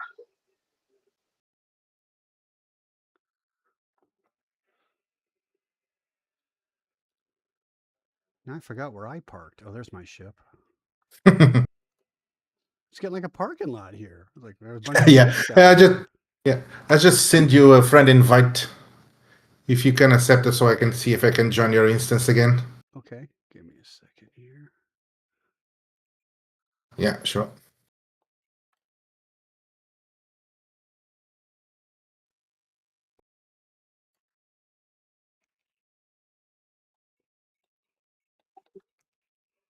If I the talent presence, Jesus, it's been a while.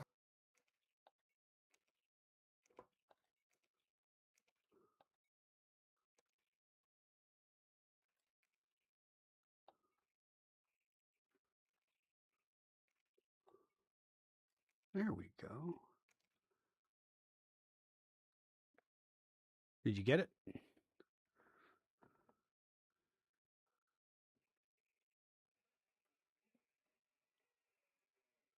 If you mean me, I got a friend request. Yeah, I got it. Yes, and I accepted it.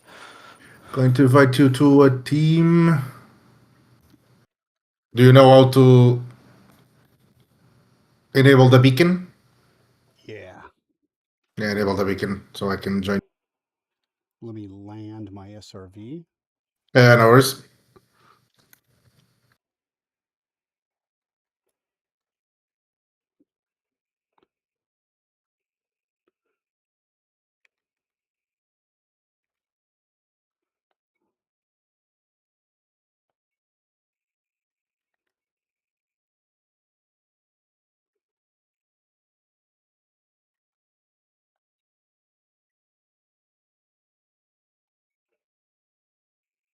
Huh.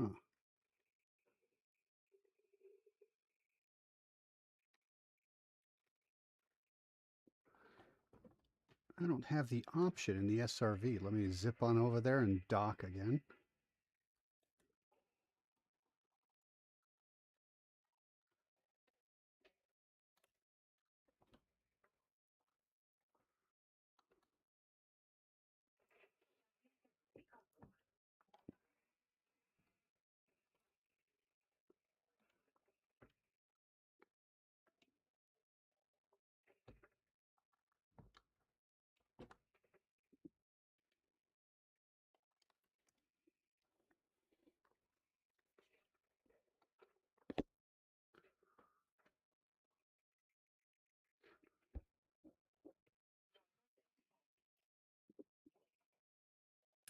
You managed to get the SRV on top my ship. Yeah, it took me a while, but I managed. I don't know why I was having trouble with it, but it's nice view up here.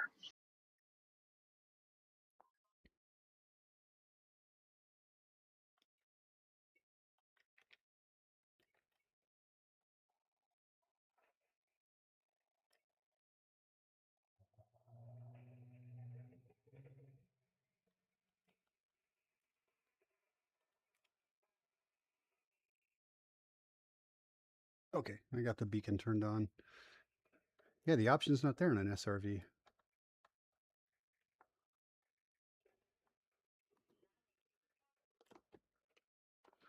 That's a pretty But you need. fertile. Ouch. And do we need to be on a team for the beacon to work? I don't remember. Yeah, you have to be winged into a team, and then you can drop in out of Super Cruise onto the beacon, and that'll put you in the instance.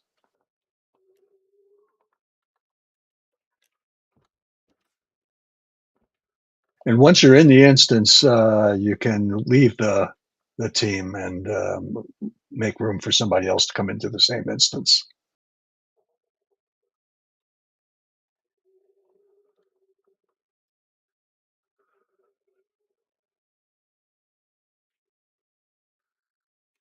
Well, while we're waiting, anyone want to race around the base with me?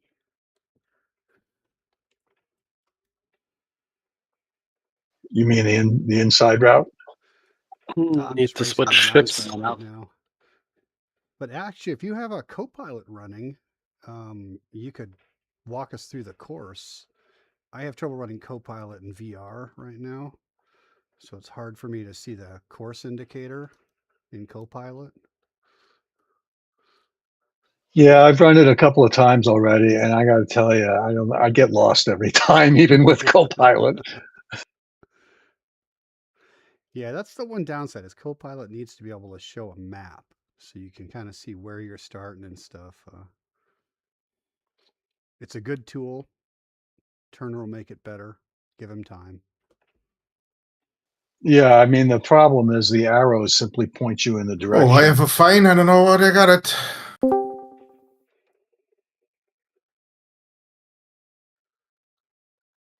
Probably a high-speed collision. Yeah, I didn't notice anything. 50 credit. Anybody want to Fine. race to the top of the mountain? Which one? A big pointy Let's one? see. The one I'm pointed at. Sorry, what?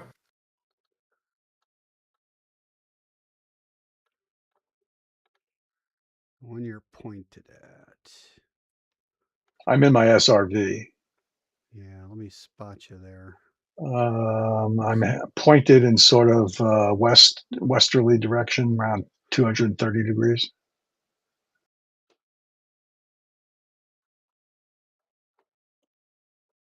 Is that you I'm flying over? Yep, that was me. Okay. And you want to race over the big pointy one in the distance? Yeah, I'll take that. Isn't that the one where the base is? Give me a second to land and we'll play some follow the leader in SRVs. Anyone want to join? I would like to, but I'm not in an instance. Oh, Hey.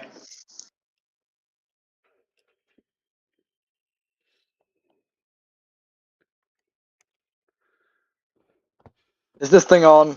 it's on. Immortal, give me about 60 seconds. I'm old and I have a small bladder, so I'll be right back. I'm the guy in the Sidewinder.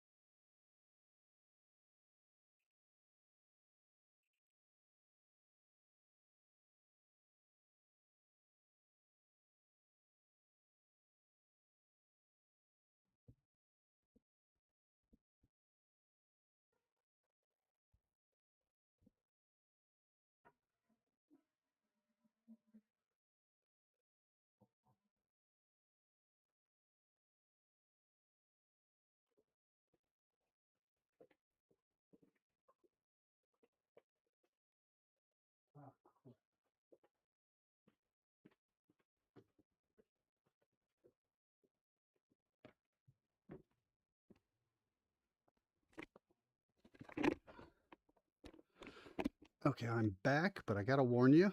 I just noticed my wife left for groceries about 10 minutes ago, so she may show up in a minute here.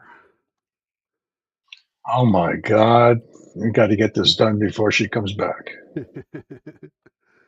Where are you? I'm coming to get you.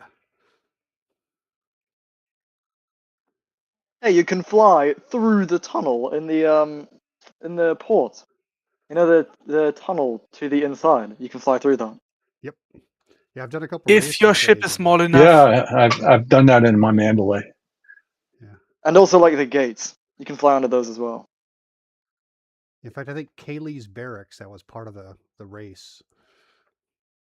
When I raced out there with a racing league, we would I've never been racing. I've done a bit, and I get my ass kicked, but it is a lot of fun. It is a lot, and I'm trying to promote it more. Maybe I should try that out sometime. It's a lot of fun. They try to set different levels, so it's not just really advanced people like Vipers. Vipers are, it takes a lot of engineering to make a Viper, so that's high end. Experienced players with 1,000 hours. But for everyone else, we can have SRV racing, stock Sidewinder racing, fighter racing, on foot, buckyball. Fire does racing. all Fire three. racing sounds fun. Yeah, they're neat. You just got to I make sure think you I get- once had a super fast Viper for like Maelstrom scouting back when those were still around. So Mordor, are you talking about the peak that's at 278, 280? Probably. I'm pointed What at do you mean? the sloping base. I was going to go up there and hit the ridge and go along the ridge until I get to that peak. Okay, I see what you're going. Anyone else want to join us? We don't have to race. We just want to see if we can get up there. I'm trying to enter the session, the instance. Oh, some stuff is finally happening. What's up? We're going to race up a hill. Oh, nice. All we need is Dr. Roboto, and we're full. This is an SRV race, right? Yeah. I have no SRV. My ship is too small to fit one. I had to forego it. Definitely on going to have foot. to bring an SRV along the expedition, though. All right, I'm moving out. Who's with me? I'm with you.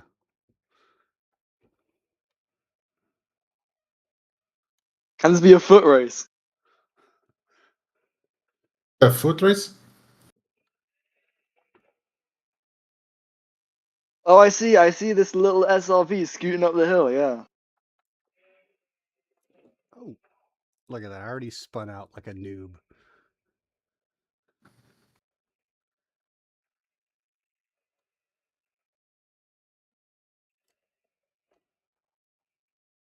Who's the one I'm looking at right now? That was me, Daddy O. I just passed you a second ago. And I'm looking for someone. Also, I got myself stuck in this tunnel that was intended for SRVs and had to relog. Are you sure? How you should be able to put an SRV in a sidey? Well, yeah, but I had to like make room for other equipment and stuff. Oh. Like the auxiliary fuel tank, the AFMU. It was a real challenge to get even that to fit in this tiny hole. Oh, you can just go buy a brand new sidey and throw one in there and leave it here when you leave. I've done that. Yeah, this is like an optimized exploration ship, though. Yeah. No, I mean you just for the day you just jump into a sidey for a couple Oh, hours yeah. and then jump back in your other ship and ditch it, leave it there. I mean, Yeah, sure. it's a Sidewinder. How optimized for exploration can you get with the Sidewinder? You know what I Some pretty mean? hot sidewinders. Maximum jump range is 52.71 light years. Oh man, Sweet. Okay. 52? Yeah, I spent a lot of time on this. That's good one. That's very good. Yeah, sideys really shine when you engineer them. They're amazing. That's very good. Jesus. I got a racing sidey, and yeah. Yeah, she must So have was flown something like 100,000 light years by this point. Was the point to like, so it's a Sidewinder specifically? You wanted the Sidewinder? I just like it. Nice. It's my favorite exploration ship. After I became a billionaire, I went back and started getting a lot of the little ships and tweaking them to see what they would do, and it was a pleasant surprise. Some of those little ships Yeah, that's really fun. pop.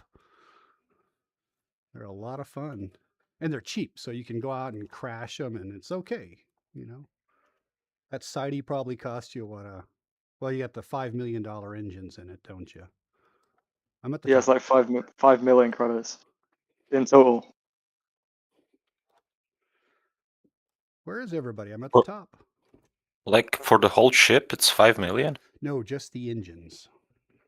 He Oh, has okay. the high performance engines from Farseer, and they're like 3 to 5 million. just Mhm. for the engines. The Sidey's only like 30,000 or so. I sneeze bigger than a Sidey.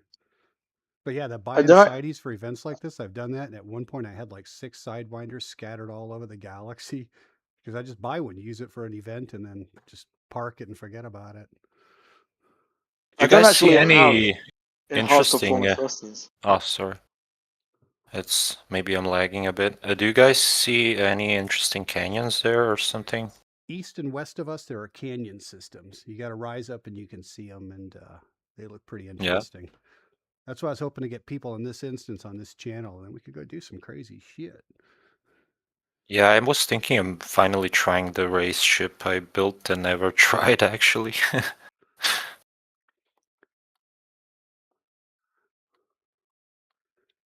Oh, Dr. Mordo's up here.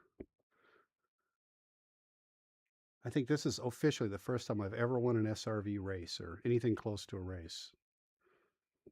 It was just luck. You know, you're lucky I suck. That's what the luck is. Oh, I suck too. Von Brandt and those guys, they beat the crap out of me every time I race with them. Those guys are so fast. And Turner, and yeah. I've been up at the peak here 3 times already. And I keep missing the peak and sliding down the opposite side. Let me move out of the way so you got a pad. Is that actually a thing? Like, do you have gonna SRV get out racing right here. communities and stuff like that? Yeah. Yeah. There's like 2 or 3 different racing communities, and they've started to coalesce by using Copilot, because Copilot keeps the times. So you can Buckyball can set up a racetrack, the Racing League can set up a racetrack, and all the times are recorded centrally. So Oh, that's nice. yeah, and the app's not too bad. It just doesn't work well in VR. And how does the timing thing function? You get How to does the it know it's just using the coordinate system, or yeah, they create a map, so you got a start point. You get on that start point, it'll tell you as soon as you release your brakes, the race starts, and then you go from waypoint to waypoint, and you have to pass through certain physical space, and they can set it up to penalize you. So if you try to jump in your ship, something like that, you'll get points against you. right? But how does it keep time? You know, how does it know when teabagging you me? start? It, like I said, you start at that point, and once you take your brake lock off and you leave that waypoint, the time starts, and it doesn't finish until you hit the last waypoint, and then it automatically records it for you. So if you're running Copilot now, you can go to places and then timed events, and each of those races there, you can go and see who's done the best, and you're going to see a lot of the same names at the top of the list because those guys are just really fast.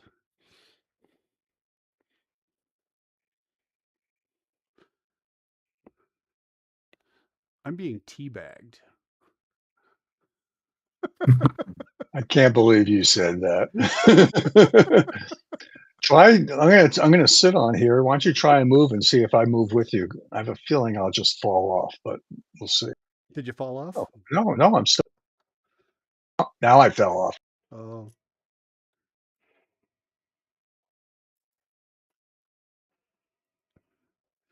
So yeah, if you get the Copilot, Copilot's actually really cool because it increases the chatter. When you come back to your fleet carrier, you can hear your employees talking smack about you. It reads you all the comms panel stuff, and it'll even talk dirty to you. Mine does anyhow. Yeah, I saw it has all those settings for like profanity and stuff. How, like if you want to set it up to be all nice, or if it can like say stuff to you, mean or whatever. Yeah, I had to tone her down because she was This using an Mandalay has just F-bomb been every other looming word. over us.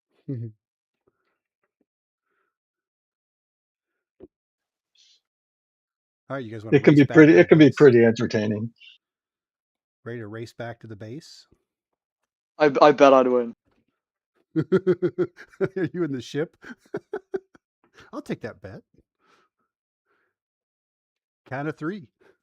Over the Yeah, side. imagine What are we getting out racing to, the though? sidewinder. Yeah, you're in the sidey. 1, 2, 3. Go.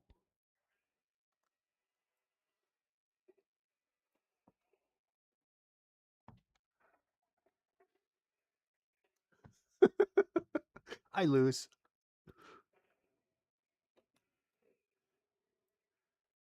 Oh, sweet. Guardian Fighter. Whose is that? Yep.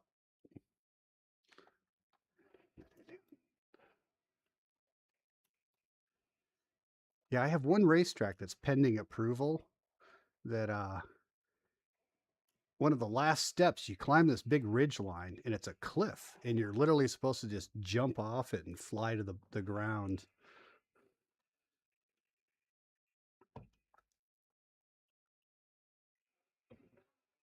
Oh my god, I keep spinning out because I'm an That is a idiot. sweet fighter.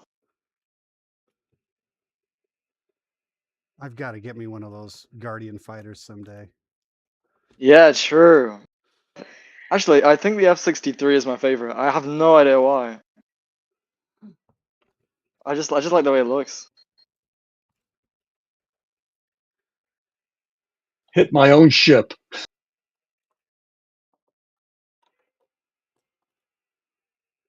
I'm going to see if I can Hey, use we- the side as a ramp.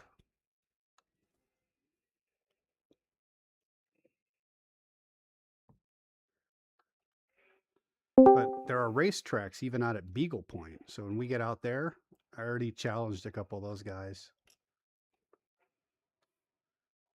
I'll be right back.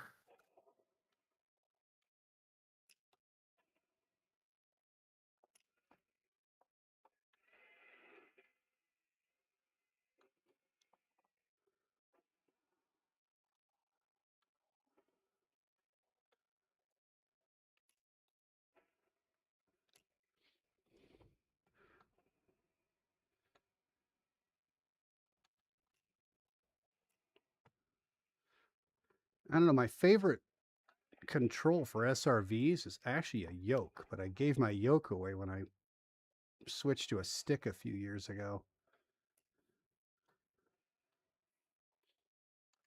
Elite Dangerous does not like good steering wheels. I just use mouse and keyboard. Imagine that. I've been using mouse and keyboard for 3,000 hours. Never failed me. I believe it. A lot of the top players use mouse and keyboard and just romp on people. I got a friend Perfect. He uses simple controls and beats my ass every time. My brother has a HOTAS, but my brother has a HOTAS to play Elite Dangerous, but I think that's a bit too much of a complication. Yeah, I mean, depending on what you want to do, because the only reason I do Elite Dangerous is because I want to fly with joysticks.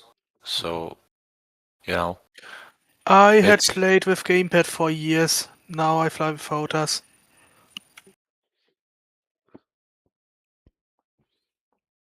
Yeah, I've seen some pretty high ranked commanders, guys who are like ranked 2000 on an ARA, and they just use it mouse and keyboard. oh yeah, definitely. Like if you're going for combat and stuff like that, mouse and keyboard is the way to go if you want to get good, because it's easier to get good. It's a matter Far of preference, easier. don't you think?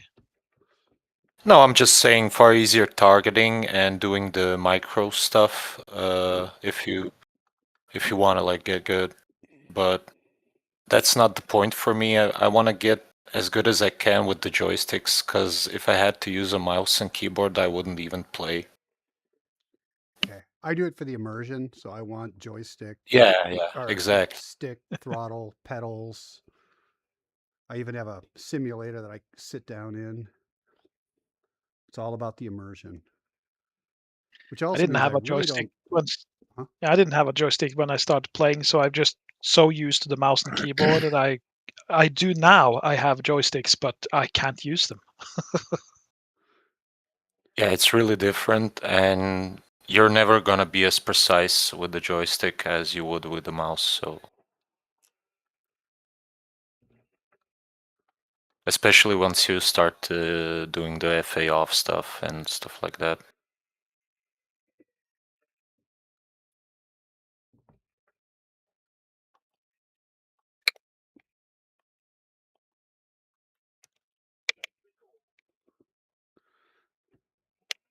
Yeah, I used to fly with a yoke, but it didn't have enough buttons because I came from the flight sim community, and it just did not have enough control, so I had to go to a HOTAS. Yeah, lack of buttons is a real problem, mostly. I'm afraid I'm gonna have to leave for like an hour because I got studying to do. Oh Have no. fun.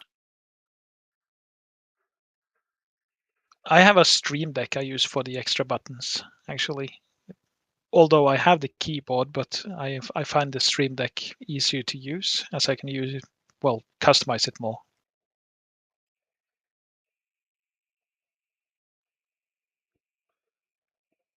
I don't actually know what that is, but I'd wanted to use, I have a real nice steering wheel that turns the whole 280, 300 degrees or whatever in each direction, and it works like crap in Elite. It you have to just spin the wheel around and around and around to turn it at all. Steering wheel for driving cars, you think? Yeah. You mean? Yeah, and it just doesn't work. Maybe a cheap wheel would, one of the ones that has limited turning ratio. But with a yoke, well, you can maybe. yeah. you can use only a part of the turning ratio. You don't have to use all of it for, like, you can limit the top end, you know. But why would you want to fly a spaceship with a wheel? You know, that's not good. I wonder if It could be a fun experiment, though. Yeah. Yeah. I just didn't like it, but yeah, yoke only turns 90 degrees, so you never oversteer and. But I just wanted the force feedback. I got a nice force feedback wheel, and it's great in Project Cars. It would take space trucking to a whole new level.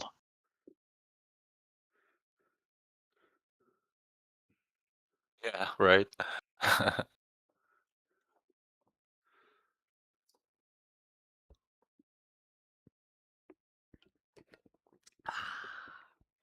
Well, that was a fun little race up the hill. I would like to do more stuff, but I'm probably about to get interrupted for groceries. And then I'll have to ask the question, did you order me beer? Because it's a 3-day weekend. I should be buying the beer for you. And if she says no, she didn't order me beer, then I will run to the store. And I'll do a drunken spiel later on. Got my wine ready.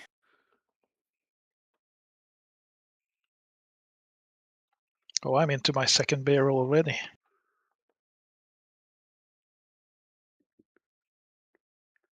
You guys are making me thirsty now. Cheers. Beer. Yeah, I don't have any beer, I don't have any wine in the house. This was a mistake. It's 5 Big o'clock mistake. somewhere. Yeah, no, it's 5:30 in here, so. You know, the real struggle with SRV But racing I don't for want me to go to was the grocery. real Let's see struggle with what SRV instance did I racing get for now. me was getting the driving assist off for pitch and yaw and not oversteering. Seems like my muscle memory for all my other driving kicks in, and I just.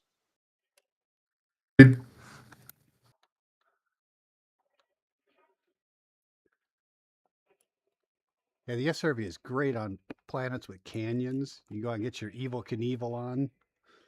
Go jump Snake River Canyon, crazy stuff like that.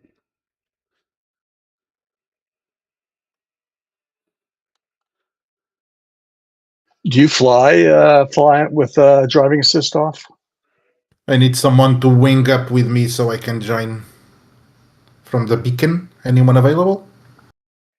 Who was that, Jans?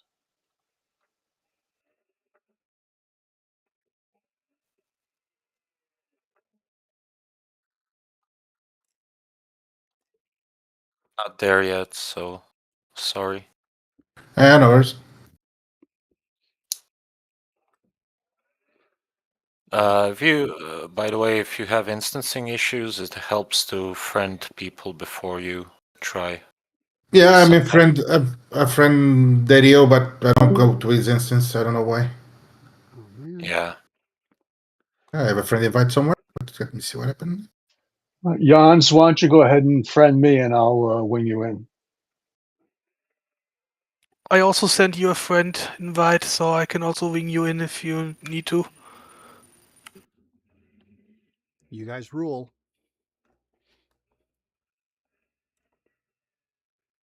Oh, the announcer's here.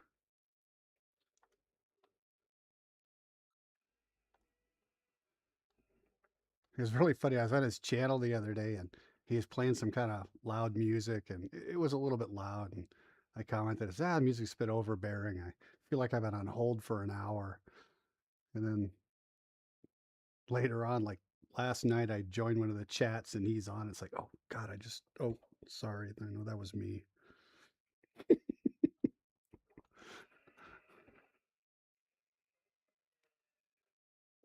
I don't like people playing music in voice chat because sometimes I don't like the music and I can't mute the music and still hear them if they do it all from like the same place. So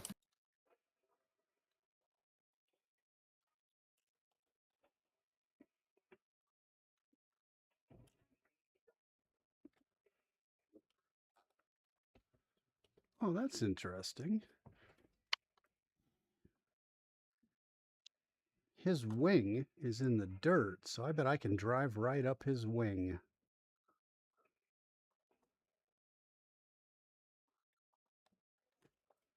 There we go. A four-wheel right onto the back of his ship.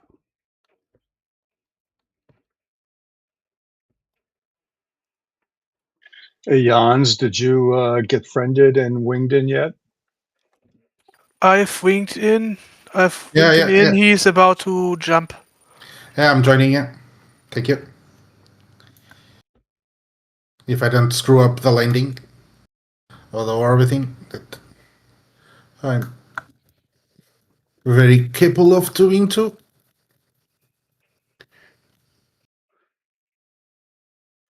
Oh, who's behind me?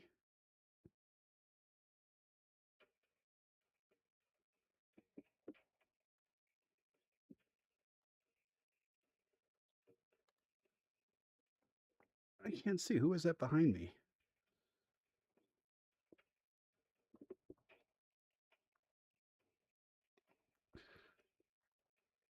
Let's see how many SRVs we can park on top of the announcer's ship.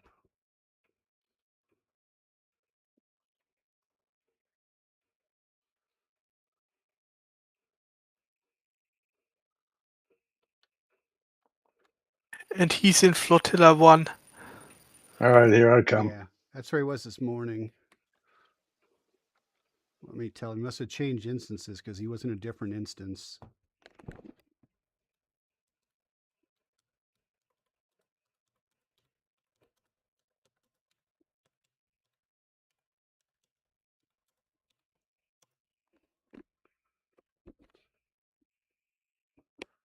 Okay, I just sent him a message.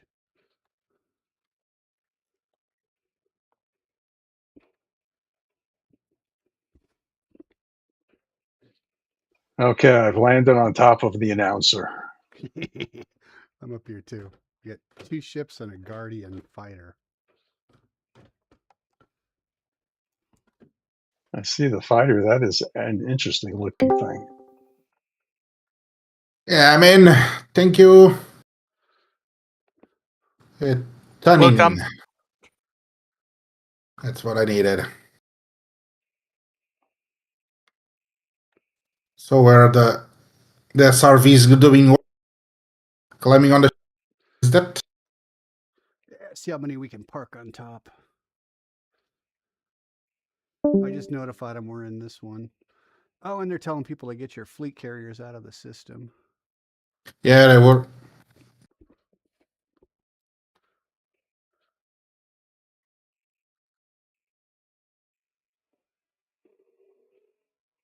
Damn, that thing boosts. What was that? That fighter just boosts. You pumped it, Yeah. it just went away like Star Wars, baby. That was nice. I gotta get one of those someday. That's a Guardian fighter? Yeah. Yeah, it's one of the few things I don't have. I'm close Except for to the looks. Yeah. Except for the looks, it's pretty much useless, honestly. Yeah. They look fun to fly though. I have hauled fighter base to weird places just so I would have something to play with.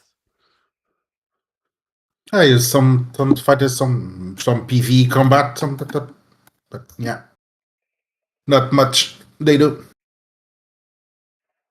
I just found out today that I had a crew member hired for I don't know how many long time without using him. He was taking my money. Yeah. I noticed on Inara because crew member expert. What? I'm paying this guy.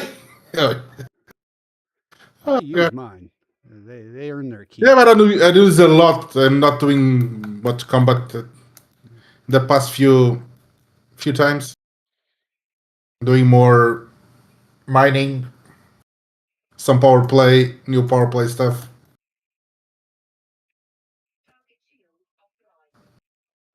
Oh. Somebody got destroyed. Who got destroyed? Just the fighter. Oh. Yeah, I'm inches away from the cutter. I'm at like count. And that'll be the last of the regular ships in my list of acquisition. I got everything else worth owning. Then Yeah, I got every ship so far I want to. Just now, just the Type 11 and the Caspian. They are my next purchase. The Caspian. Yeah, I got the Caspian like 2 days ago, and I haven't even. I just did tiny bit of engineering, and then I ran out of mats. I'm chronically out of mats. I'm running all of it too. It's really a great ship. If you engineer the Caspian and fit it with fuel tanks, you can jump half the Milky Way without refueling. I can get to the bubble from here in 7 jumps. Yeah. Yeah. And you know the only real problem with it is a Corvette landing. for engineering for so long. Haven't done that.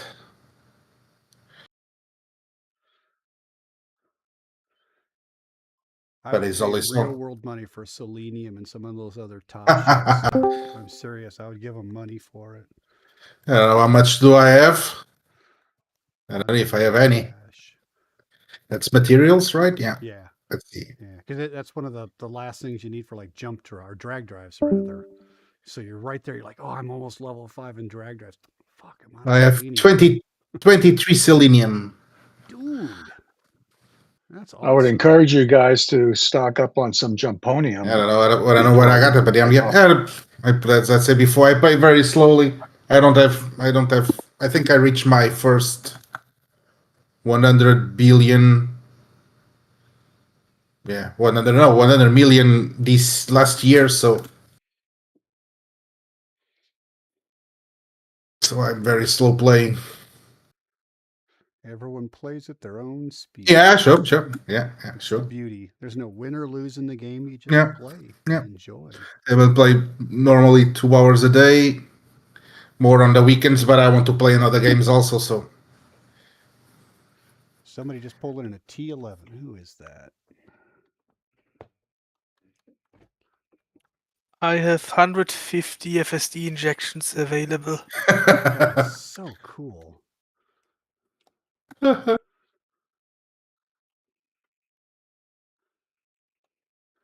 Yeah, I farmed materials just in case. Yeah, same. I've maxed out on my Jumponium. 150, I think, is the most you can carry. I don't have any FSE injection available. I should not be needed that. Do you guys know how much is the light years between waypoints? Now we don't even know the next waypoint. They don't release them until tomorrow. Yeah. It's all secret. But it'll probably be a few jumps. I think I don't remember. I think it was with Fatherhood. They also did an expedition outside. I think it was Fatherhood, and I think it was around 1,000 light years was 20, 14, 10, 15 jumps with. Yeah, you had a week to do it. It was pretty good enough. Pretty easy enough to reach the next waypoint. So there's my Caspian looking for a place to land. I had to recall it, and now it's just sort of stuck up there. This T11 is weird. I wonder if I can actually board my Looks good. SRV while it's still floating in the air. Yeah, wait till you get a look at the 11's firing groups. There's like 6 of them on it for different modes. I gotta go optimize mine. They're not quite the way I like them. But your Fire firing groups, what? groups are. Oh, nice. But it is good for mining. Yeah, that's what I wanted. I like to do mining. It's Stuck? It'll do core mining. It'll do strip mining. It'll do everything. I think I did mining with a lot of ships. I did mining with the Python. I did mining with the Anaconda. I did mining with the. I'm gonna jump off. I'll be back in a few. The Clipper, that big one. I don't know if the Clipper. No, not the Clipper. Did mining on a T9, I think.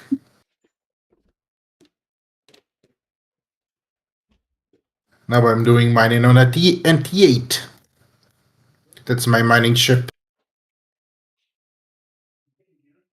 Yeah, I only do mining when I have to, but when I do, I get a T8. I do mining when I want to. That's when I feel like it. I go mining. There's no. It's a relaxing thing.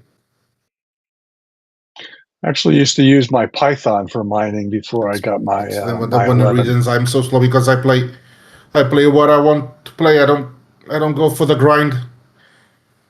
If I'm bored doing something, I try to do another thing.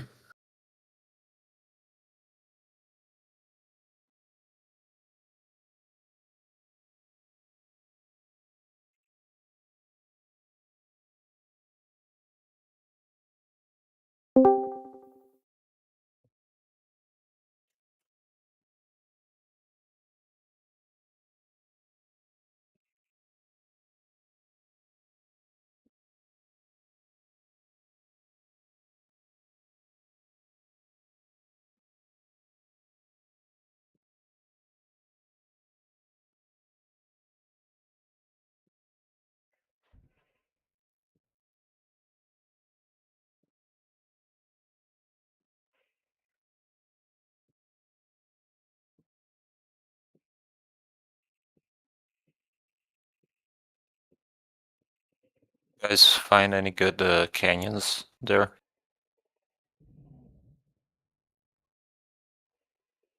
I'm gonna try to find some canyons. My ship.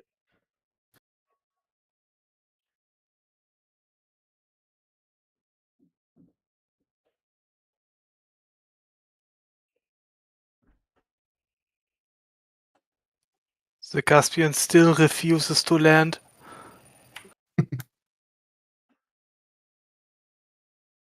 What, the auto dock thing?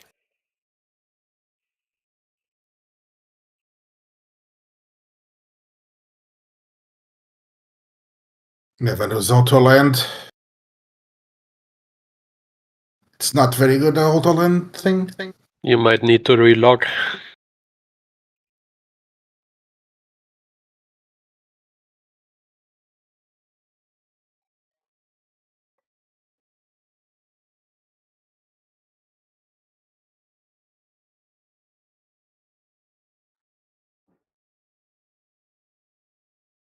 Okay, I got it to move away and abort the landing.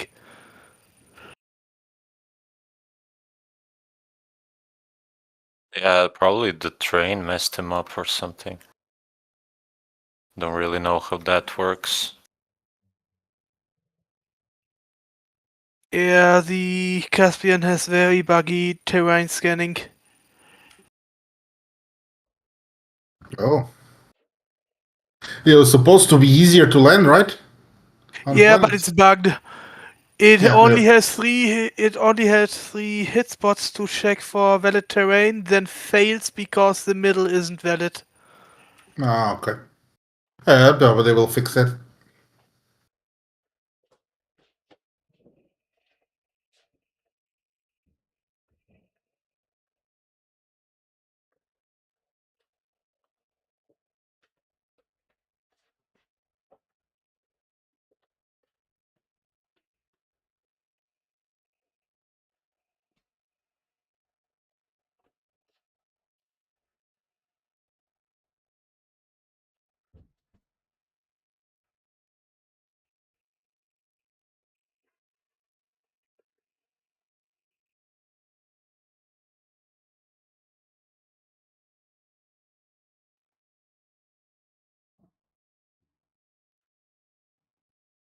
It was the ground there.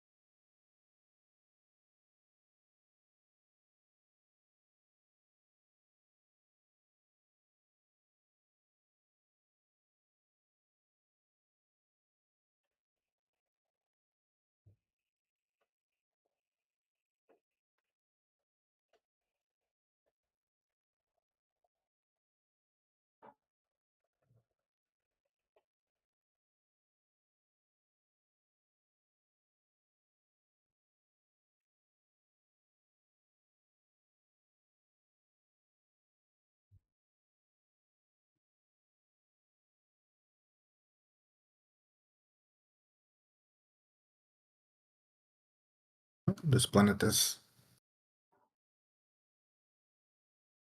bio, not bad.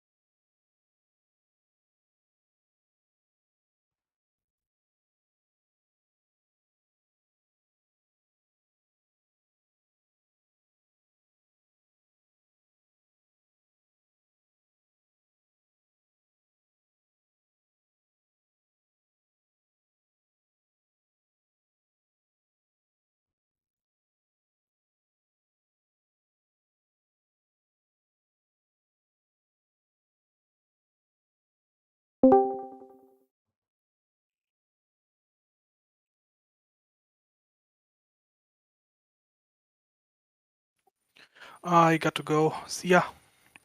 See you later. And I will be departing as well. You guys have a good day, and we'll see you all tomorrow. Okay, see you later. See you tomorrow. Good night. Have a nice one. Bye.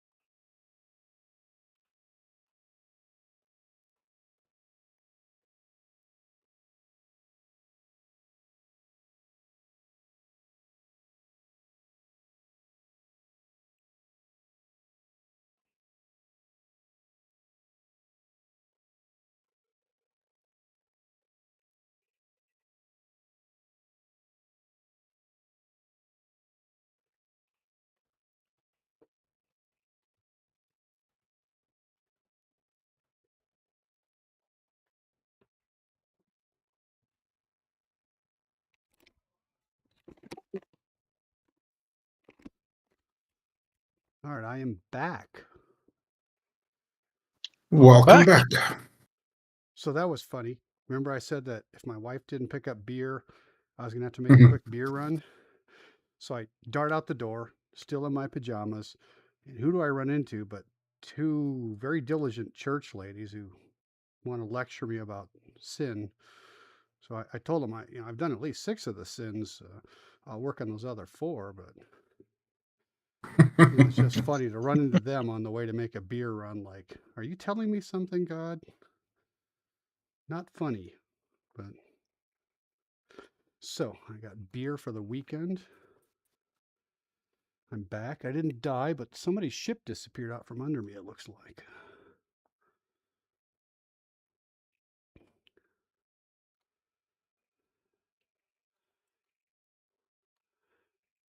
Yeah, I'm under Jan's. Hello. Hello. I'm not seeing because I'm on the settings menu. And for those who are joining the stream right now, we are at the headquarters for Distance World 3. If you join this instance, we are in, what's this channel called again? Flotilla 2. Where do you stream? Yeah, I'm streaming this, trying to get more people in here. Where do you stream? YouTube. I have a League of Carnage is the channel. But last time I checked, Father Bill's transmitting. I haven't looked. I'm pretty sure Rain Man's probably going. Perfect has probably got his channel up. That's why I was thinking we might just each split into different channels.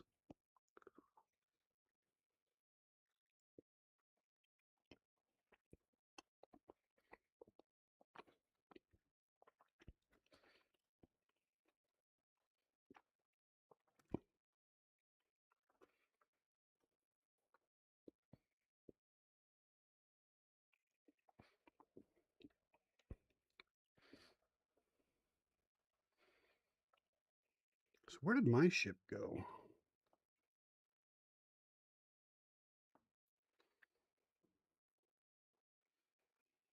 Oh, there it is. Yeah, it says something about these days when you can walk into a store in pajamas and nobody even batted an eye. It depends on the pajama. Yeah. I don't know. I've been in stores before and people walk by and it's like, I have those exact pajamas. I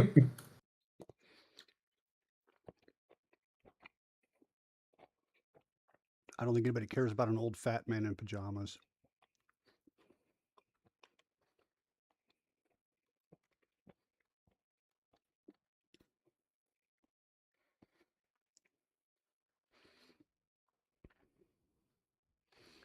Where's my ship?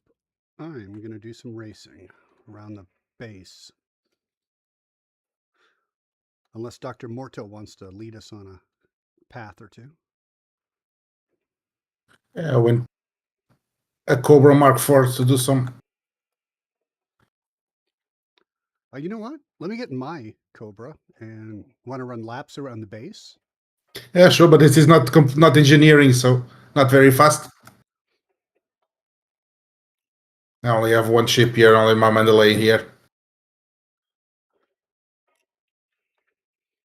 But you can do. I can swap to the Mandalay, do some laps there. But you have a Cobra 5. Yep. Very pretty ship. I didn't notice it was so pretty. Looks like a giant bat. Yeah, it's a pretty ship and they're great to handle. I really like mine. I think it's one of the most underrated ships of all the new ships. Everybody's always flying Mandalays and Caspians and yeah. It's like I fly because I need it. I need all the help I can get. If I try to do PvE, I need a ship that can kill the guys faster. So because I'm a bad flyer, I cannot for the life of me I cannot learn how to fly well on flight assist off. Cannot really learn that. The other hard part when I watch PvP players is they're constantly adjusting their pips at certain times. Yeah, that's that too. Yeah, yeah. I learned how to do that. I use macros to do that. I learned how to do that even to see if I can gain at least with PV, if I can gain some, manage to make my ship a little better. Yeah, with almost 2,000, more than 2,000 hours, I cannot still use. I use only gimbal weapons. Cannot use fixed. Cannot target it. So. Want to run some laps? Oh, you went to the ground. Sure. Let's see what is. Go ahead, lead the way around, and I'll follow you. This one's fully engineered, so it is pretty quick. Yo. Hey. Yo. I finally going to the last engineer. Which engineer? Oh, for the shield boosters. Is that Ishmael? Slow. What? Feel free to use your boost. Yeah, I have to use the boost because this is so slow. I haven't visited all the. Been to Colonia. Probably we'll on this. I need to. You know, I have not been to Colonia either. I flew past it once, waved as I went by. And the top speed of full throttle on this ship is less than 300. There is no better thrusters on this. A-level thrusters on this port. I don't know what they sell here. They might. Yeah, they say Cobras, Sidewinders. There's a lot of ships. Adlers.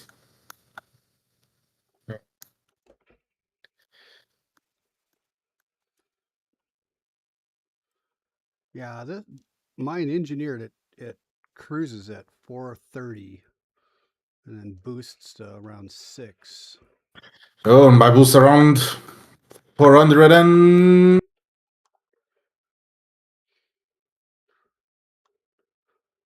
What ship is that? Cobra Mark 4. Mark 4? Not engineered. 5? Mark 5, sorry. Oh, okay. The new one I just bought it on this. Just bought it right now. Well, I if want I a small ship. You should be about at the same speed if you're using boost. Yeah, probably. Boost. Are you flying around doing stuff? I'm looping the right now. Nice, nice. Wait until we might do another SRV race to top of. Go to the canyons. There are some nice canyons on the left, on the right. Yeah. Nice to see. Cool, cool. I'll be heading to my carrier soon. Then I think it's 2 jumps to that system, so it'll take a while. Sorry.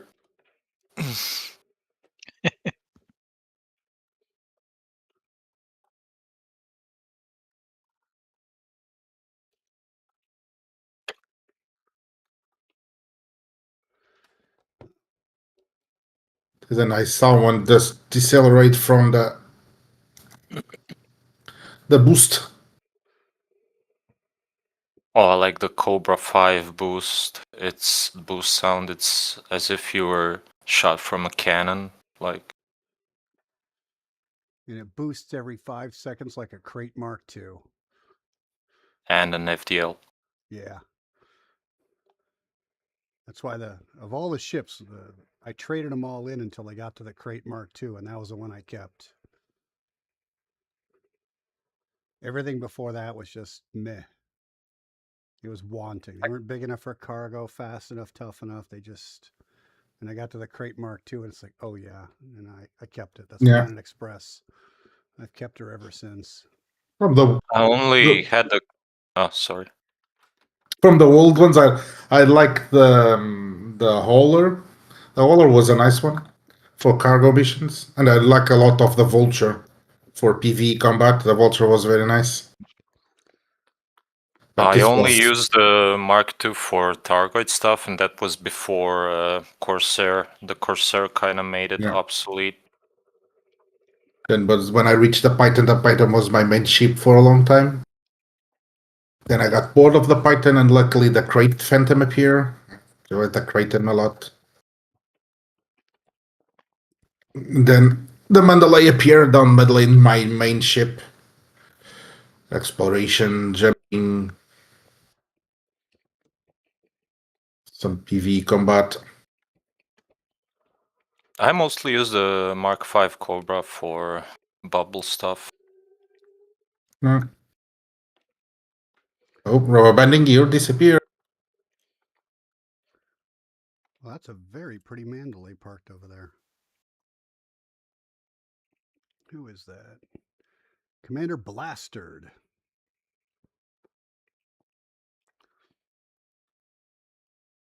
Yeah. Commander Blastard, if you're in the instance, that's a very pretty hold on. I gotta post. Give me a second here.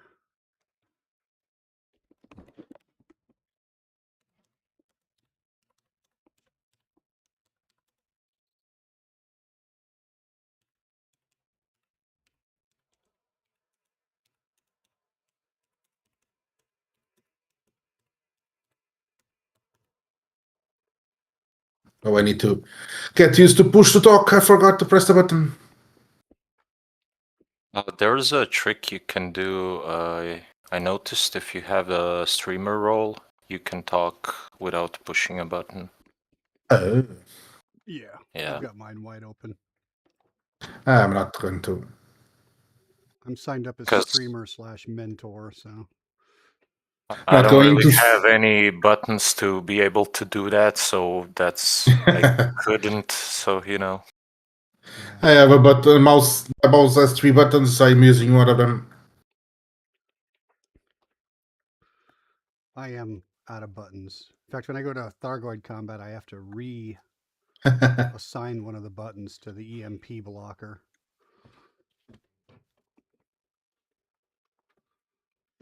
You disappear off my screen.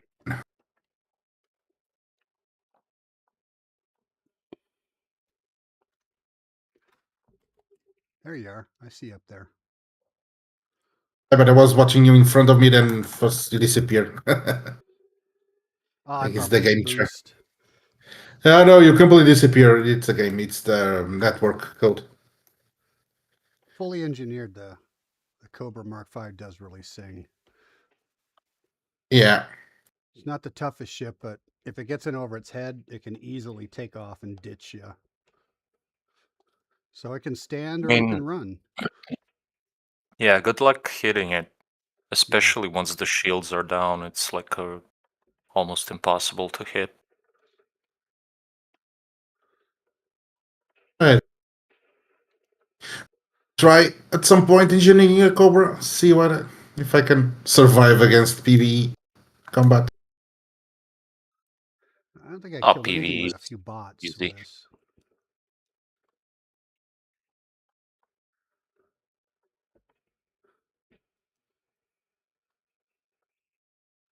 Almost crashed the ship. These days, when I feel the urge to go pew pew, I tend to jump into my Imperial Eagle just because it's one of the few ships you can truly dogfight in. Everything else you wind up jousting, but that one, yeah, you're actually working to get on people's tail and stay there, stay on their 6. Yeah. And it'll do it, especially against a bigger ship. I've surprised a lot of anacondas that, oh, I'm gonna go and smash this guy. No, you won't, because I'm gonna stay in your 6 the whole time until you run out of engines. Because I'll go after your engines just so I can cripple you and leave you dead in the water. I need to engineer my Corvette so I can try it on the combat zone. Because if I cripple your engine, then there's time to taunt you before I kill you. Na na na na na na.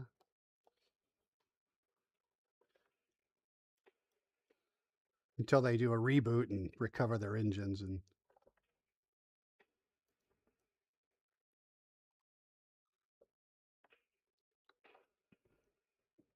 You'd be surprised.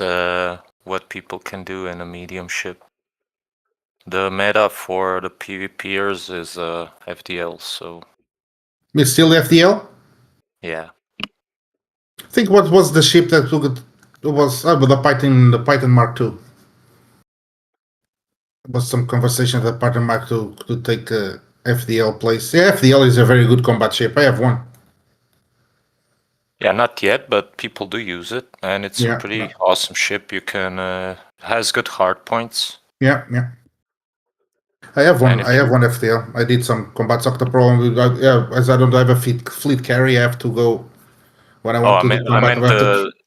I meant the Python, but Oh, okay, yeah, okay, yeah, yeah, yeah. the Yeah, so FDL I is have, like the default. The Python yeah, 2 I know. is also very good. Yeah, but I have also one another Python 2, yeah, for PV combat. Mm. Problem is the jumping range. I have to go when I want to fight. I have to look at place near, transfer the ship there, go there with my jump ship, transfer the ship there, and then go do the combat zone. Yeah, that's the only reason to like have a fleet carrier is to Yeah. do that thing faster, but I would like other to have than that, maybe one day. I will have a fit card, but it's a lot of credits. Storage. You can store stuff. You can go deep space. You can mine Yeah. 10,000 tons of stuff and then come back and just cash it in and just get fat rich. Yeah, No one sure. can touch Yeah, it. yeah. No one can touch your stash when it's on the carrier. But if you don't have a carrier, yeah, people take your stash all the time. That's a good point. Yeah, I have to see. It's how much it costs? 5 billion, right? Just to buy that. Just naked 5 billion. Yeah, you want to have 6 for services. Yeah, I'm at 732 million, so I think I need a little bit more credits. Whoa, who did I just hit? Was that you, Jans? Passed very near me, but I didn't read any contact. Oh, I know. My shields are a little bit. Yeah, my shields are. Yeah, It's 70%. I didn't even see you. I was just whipping around like a jerk. oh wow, it'll be 3 jumps with the carrier. God damn. 1,200 and something from my current location. Oh well. 45 minutes. Well, 60 minutes. Yeah, a bit longer, yeah. It's one of the things I use my Google for. Is I just set a 20-minute timer and I'm going to go watch TV while the fleet carrier jumps. That also is one of the very nice things to see on side the carrier, the jump. It's a nice thing they did. What's that? The carrier jump, seeing inside you go inside the carrier and see the jump. Yeah. That's Oh, a nice right. thing. We did when it works. Oh, no. Well, I think I was before I was on expedition with I think it was with Fatherhood, and we all go to the fleet I don't know what's it called in the fleet carrier to see the launch, and it was very nice. Just got a mission objective detected. What? Yeah, you got to go pick up stuff. I checked it out and then ditched them.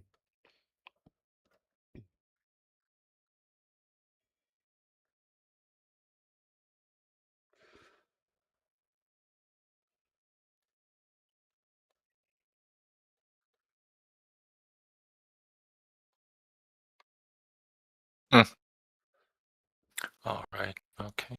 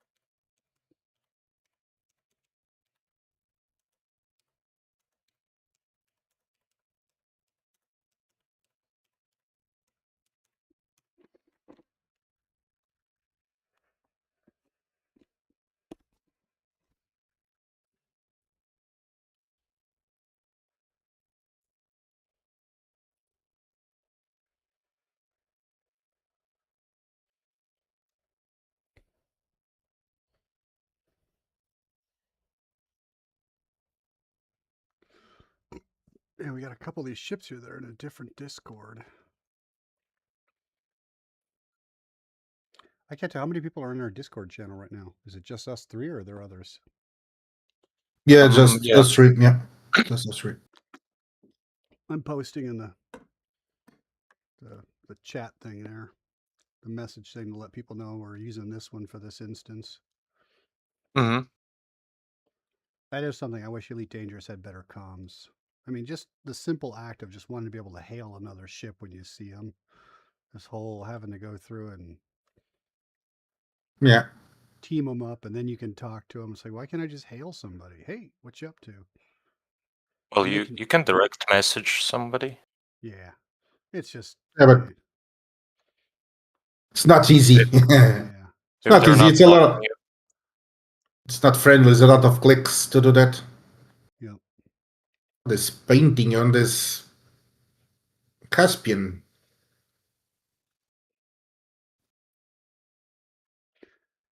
Is Trippy seen from the ground? Yeah, he's got the hologram on him. Yeah. This is an hologram. Oh wait, let's see. What patch is that? He's got his elite patch. I need to read. Actually, I have a he's problem. got an elite 1 patch. I have a problem I need to fix on Linux.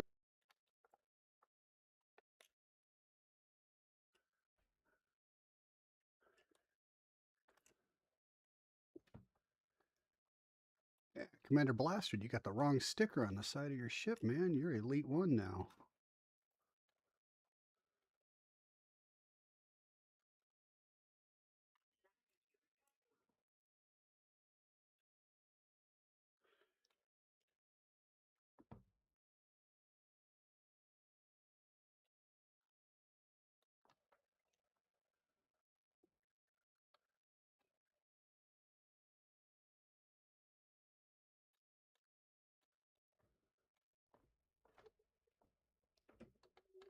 Have you guys ever played Star Citizen?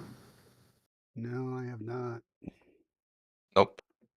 I tried, but Yeah, I tried it a long time ago. That's a long time. Yeah, it was so hard to run. My CPU is not very recent, so hard to run. That game will never be ready.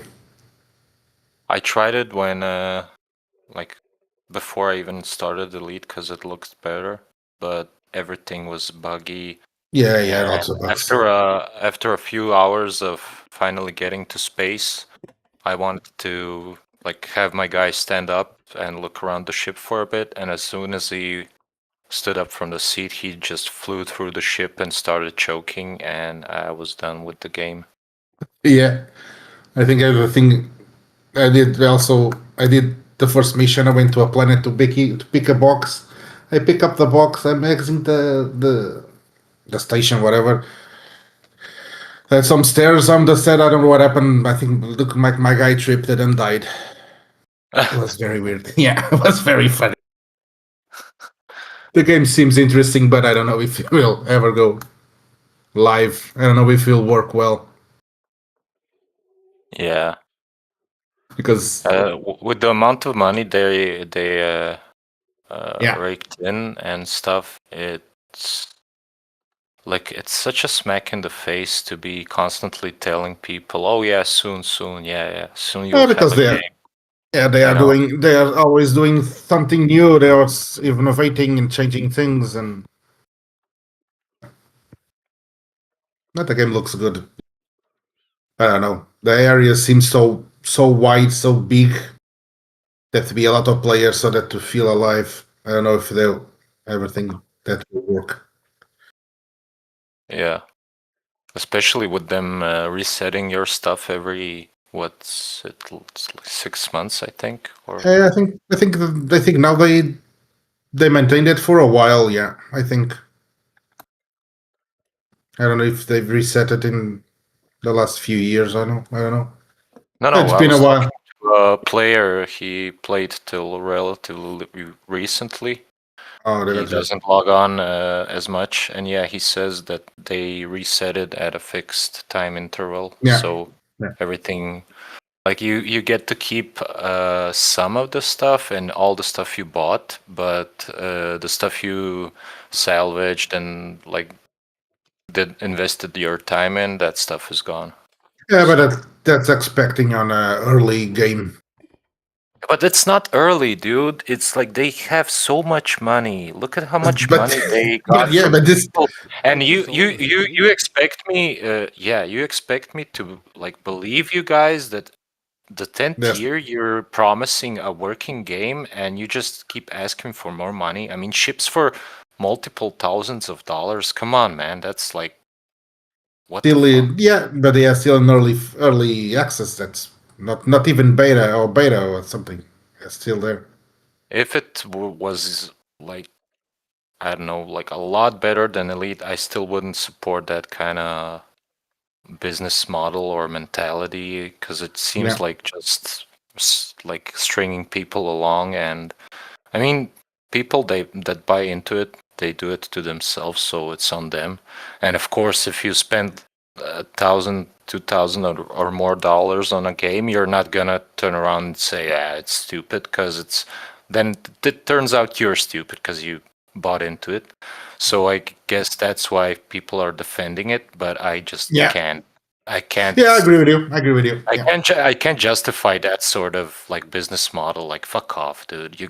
They did a event for an update, and the guy that a financial report came out just for that update. They raked in $800 million.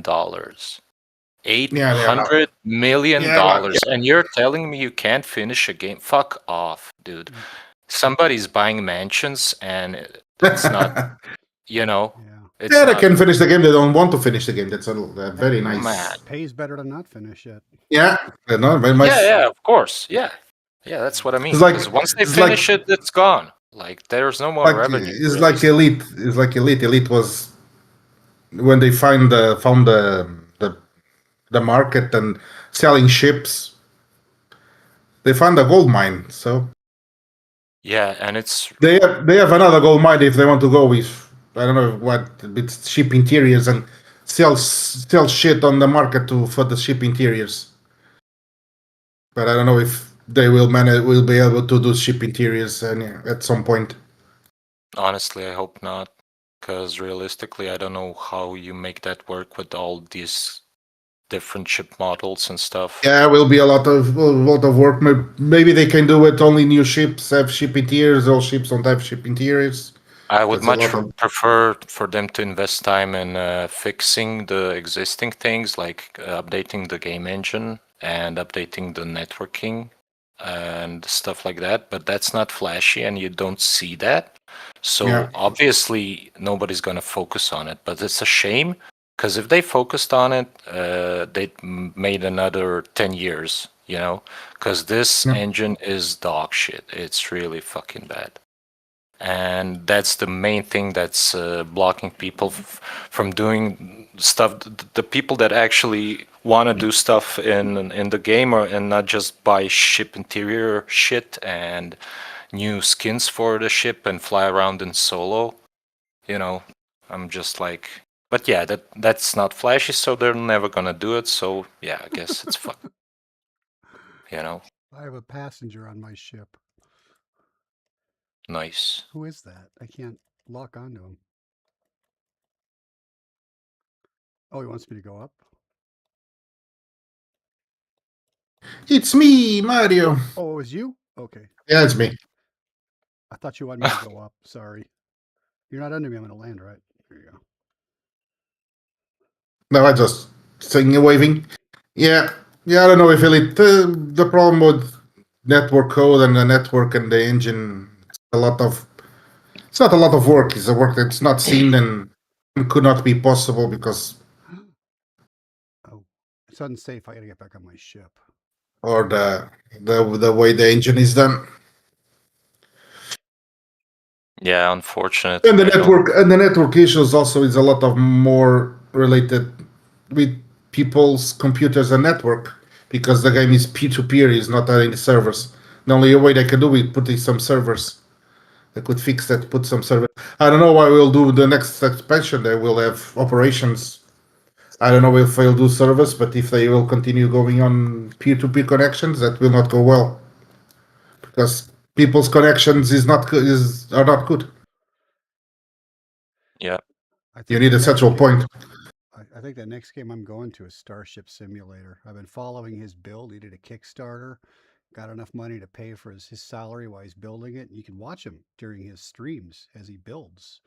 He's in SketchUp and Unreal Engine, and he's building the thing. And he did a 24-hour marathon stream the other day where we just watched him for 24 hours building the ship. But basically, it's like an Enterprise kind of ship. Every switch and control in the ship functions. And you can do a cold startup of your starship. You start down in engineering, activate the reactor, the breakers, and you go floor by floor. And there's a cold boot or a cold startup video that he ran on it. And it's like, oh, I want that. But you join. You can be engineer, captain, science officer. Right now, it's very Star Trek Next Generation looking, or maybe more Orville. But it's looking like it'll be a really cool game here soon. I'll probably try that one next. Yeah, I saw that. I think I saw something like that at some point. My problem with space games is that, except for maybe Star Citizen, because I haven't tried it, so I don't know 100%. But you don't have a flight model as elite anywhere in any of those games, and that's kind of a first thing for me. I want to be able to do all the stuff that elite can do, and so if elite's down, other than Star Citizen, I don't know what other options you could have. Starship Simulator. I think I saw some streams. People streaming that is interesting. But it's a game you need you need a group of players to play. If you don't have people, then bots just take over those jobs. So you could. Oh, they have bots. Okay.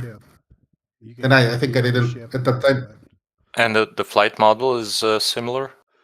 I don't know. I think it's more like the Enterprise, and I don't think you'll actually be hands-on flying until you. Oh yeah. Until they have the shuttles and stuff like that. But yeah, otherwise, flying like Sulu would do, if you'd call that. You work more like the commander, the helm guy, the science officer. It's a role-playing game. The end is a role-playing game. I want to be able to do dogfighting and stuff, and not just like Star Wars. What's it called? Squadrons, where they practically do aerodynamics in space. That's just so stupid. I mean, what? Sorry. Like they have aerodynamic flight. I mean, Elite is based on that because they did a yaw is slower than pitch, which doesn't make any sense. But okay, you have to do because of gameplay and stuff, which I understand. But you can disassociate your trajectory with your orientation, and you can't do that in any other game, as far as I know, except for Star Citizen. Yeah, so you can do that. That's a shame. Yeah. That's flight assist off. The interesting one. Yeah. I would like to know how to pilot on flight assist off, but I don't know. Where is my ship? You just press the button and it works. Flight assist off. Yeah. I know, press the button, but don't control the ship. Not good. Yeah, that just takes practice. Yeah, a lot of practice and a lot of muscle memory. It's on my list. Yeah. You just have to force yourself. It isn't easy. Yeah. Especially the first 2 weeks is like horrible, but then it gets easier and it's super fun. You fly around. And I think you have one of the tricks is have the mouse doing up about the mouse. The mouse has to the pitch and the yaw. But I think since the beginning I played this game with the mouse doing pitch and roll. So if I put yaw, I'm used to it. I'm used to it. But if I want to use flightless stuff, I cannot have roll on the mouse. But I don't. Then I put yaw. I'm not feel well doing yaw with the keyboard, the roll with the keyboard, and yaw with the mouse. That does not work for me. My muscle memory is too fixed. Yeah, I guess Yeah, I think if it works for you, yeah. it's okay. Yeah, I remember that because I tried that one time. I changed the mouse to yaw, to yaw, and then I went to a station to land, and I crashed the ship on the station instead of the station because I could not figure out what I was doing. Completely lost myself. Yeah, Pressed the muscle wrong buttons. memory I is think the thing. the muscle memory is incredible in this game. I use Eraser Tartarus. Again, it's a side game pad. I don't know what it is called. And I'm completely used. The key is the same.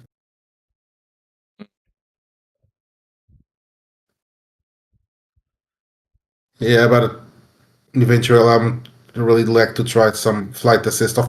I normally in fights I use flight assist off, but only on small spells is on toggle. So when I want to turn the ship faster, I press the button and release. But just Yeah. You have it on really hold. just not now. I have on toggle because this is not a new it's a new installation because I changed from the few months, 6 months. I changed to Linux. I completely ditched out Windows, and this if you install it, I did not save my keybinds from Windows, so I'm still making them. Oh, right. Yeah. I didn't need. Can, I didn't. Yeah. I haven't done combat yet, so You can when you finish your keybinds and stuff, you can copy the keybind file, rename. You know that stuff. Okay. Yeah, I know. Yeah, I had that file, that folder. The keybinds were back up in some drive on my computer at the time, but then I decided to completely take out Windows and remove almost all the partitions of Windows. I still have Windows installed by the but I think I mistakenly delete the partition that was where was the settings without making a backup. So. Oh right, yeah. I think Copilot backs you up automatically now. Yeah, but I can. Something about Yeah. I think so, but I don't can use Copilot in Linux. Still, I haven't tried it, but I don't think that works as much Windows focus. Yeah, That's the a only shame. thing that keeps me on Windows for Elite is Joystick Gremlin, because I use it for that stuff, and yeah, it's too bad just because of the input stuff. I need to be. I have some macros. But I have programs on Linux that I can config some macros. I wrote some macros, but F5, F6 and chase the pips automatically to engine systems and weapons. Yeah, but I have to do macros for combat. So I have to. Yeah, it's a lot of work. It's a shame because I also have voice attack. I was trying to use Yeti Copilot, but I cannot. The difference, I started with my personal laptop, and the difference of fan working on a laptop or for Linux from Windows, it was amazing. Even this fixed computer, playing the fans stop. I don't hear the computer. It's a very different. Windows is so bloated. It's incredible. Only when you change, you will understand the difference on your computer. And so far, all the games are working that I play. Elite Dangerous, even better. For instance, Cyberpunk plays better on Linux than plays on my Windows because CPU is old. All the games. You remember we clipped each other, Jan? I think we picked up a fine. No, probably. I gotta go pay that fine. I pick up a fine. I had a fine. I had a 50 credit fine the other time. I don't know where I get it, but I had a fine. Yeah, I must clip someone. Yeah. I just noticed that they got me on notice. Like, oops, I better go pay that. I'm not sure where the nearest jail is. It's probably hell and gone from here. Yeah. At least if I go to jail, I'm in a ship I can get back from. Last time I went to jail, I was in a racing Viper, and it was 1,100 light years away. I was like, oh god, Jesus. there's no way you can't do 1,100 light years in a racing Viper. You get 7 light year jump range. Like that's like 10,000 jumps. I think I had something like that. I went to jail to some, I don't know, where it was very pretty long way from anything else. Oh, You only Pleiades go probably. to jail if you have a bounty, not a fine. Yeah.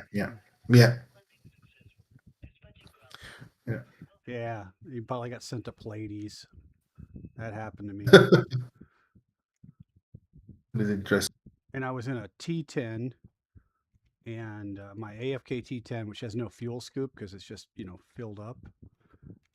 And I started heading back. I didn't even notice where I was. I just thought, oh, I'm in the bubble. And I started heading back, moving.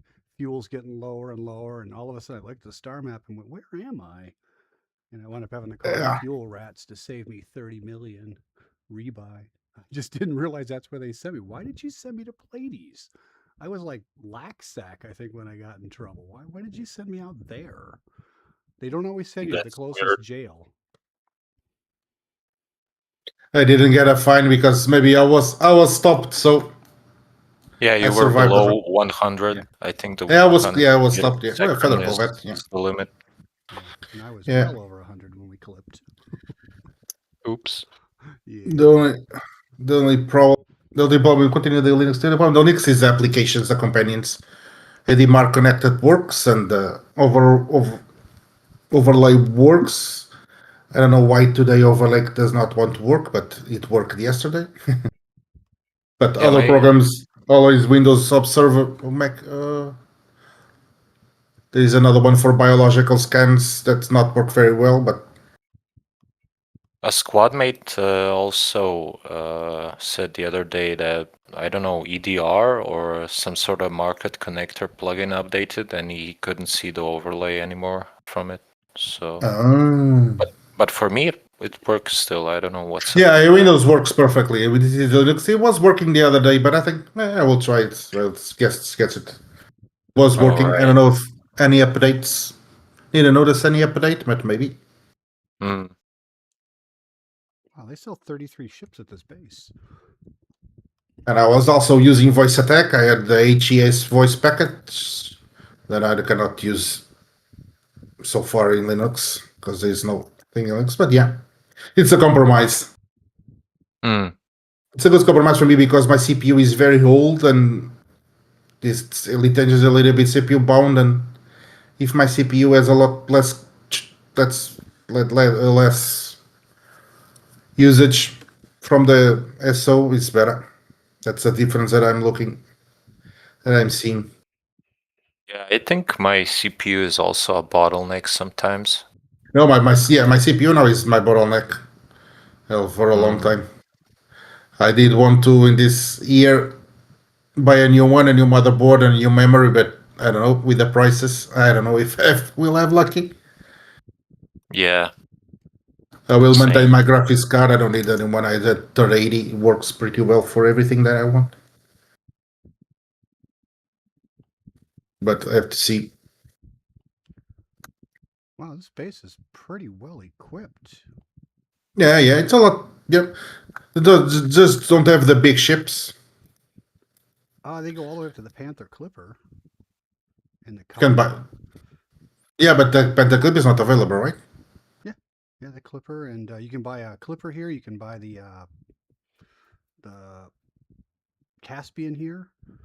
The T11, they sell it here. And then I'm looking at their inventory of parts that you can buy, and they seem to have pretty much everything. This is a really well-stocked base. If anybody needs to get an SRV or a fighter bay, they got all that stuff here. Wow, this is a nice base. Yeah, with colonization stations the last few months, you honestly don't need Shinratra anymore as much. Yeah. You can find most of the stuff, like any random big station. Yeah, that's the point. That's another thing I haven't touched. Colonization that just helps some people in the father world with materials. I don't have that, and the grind is not very good for me. I'm not very good for grinding. Yeah, same. I just did one small outpost in a system somewhere That's just to try it out. I think the eventual that's World 22. I will try it. I would like to try and do asteroid port, something like that. A port Yeah. inside an asteroid. And That's I'll be happy with that. Maybe at some point. But it's not really needed for the way I play the game. Yeah, same. I'm not really a hauler or miner or anything like that, but it's nice that people like to do it, and you have like a whole lot of options now over the bubble. So yeah, that's cool. Yeah, to me, mining's like fishing. Strip mining is like freshwater fishing, and core mining is like saltwater fishing. You know.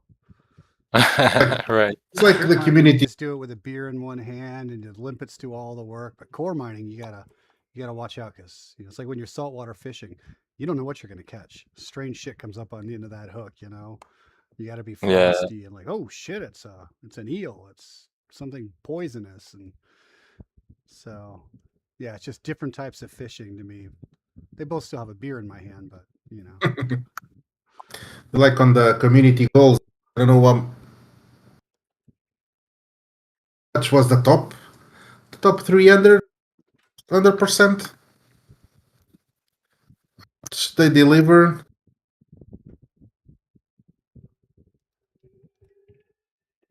Let's see if I can find. Ooh, someone in a Crate Phantom just pulled in. Very pretty looking ship. Commander Male Puma. Yeah, it was my favorite. It was my main ship for a long time. It was nice Phantom. Present on the community goal. The top 10 commanders at between 3,000 and 700,000. 300,000 and 700,000. Let's say that they did if they use a Panther Clipper with 1,000.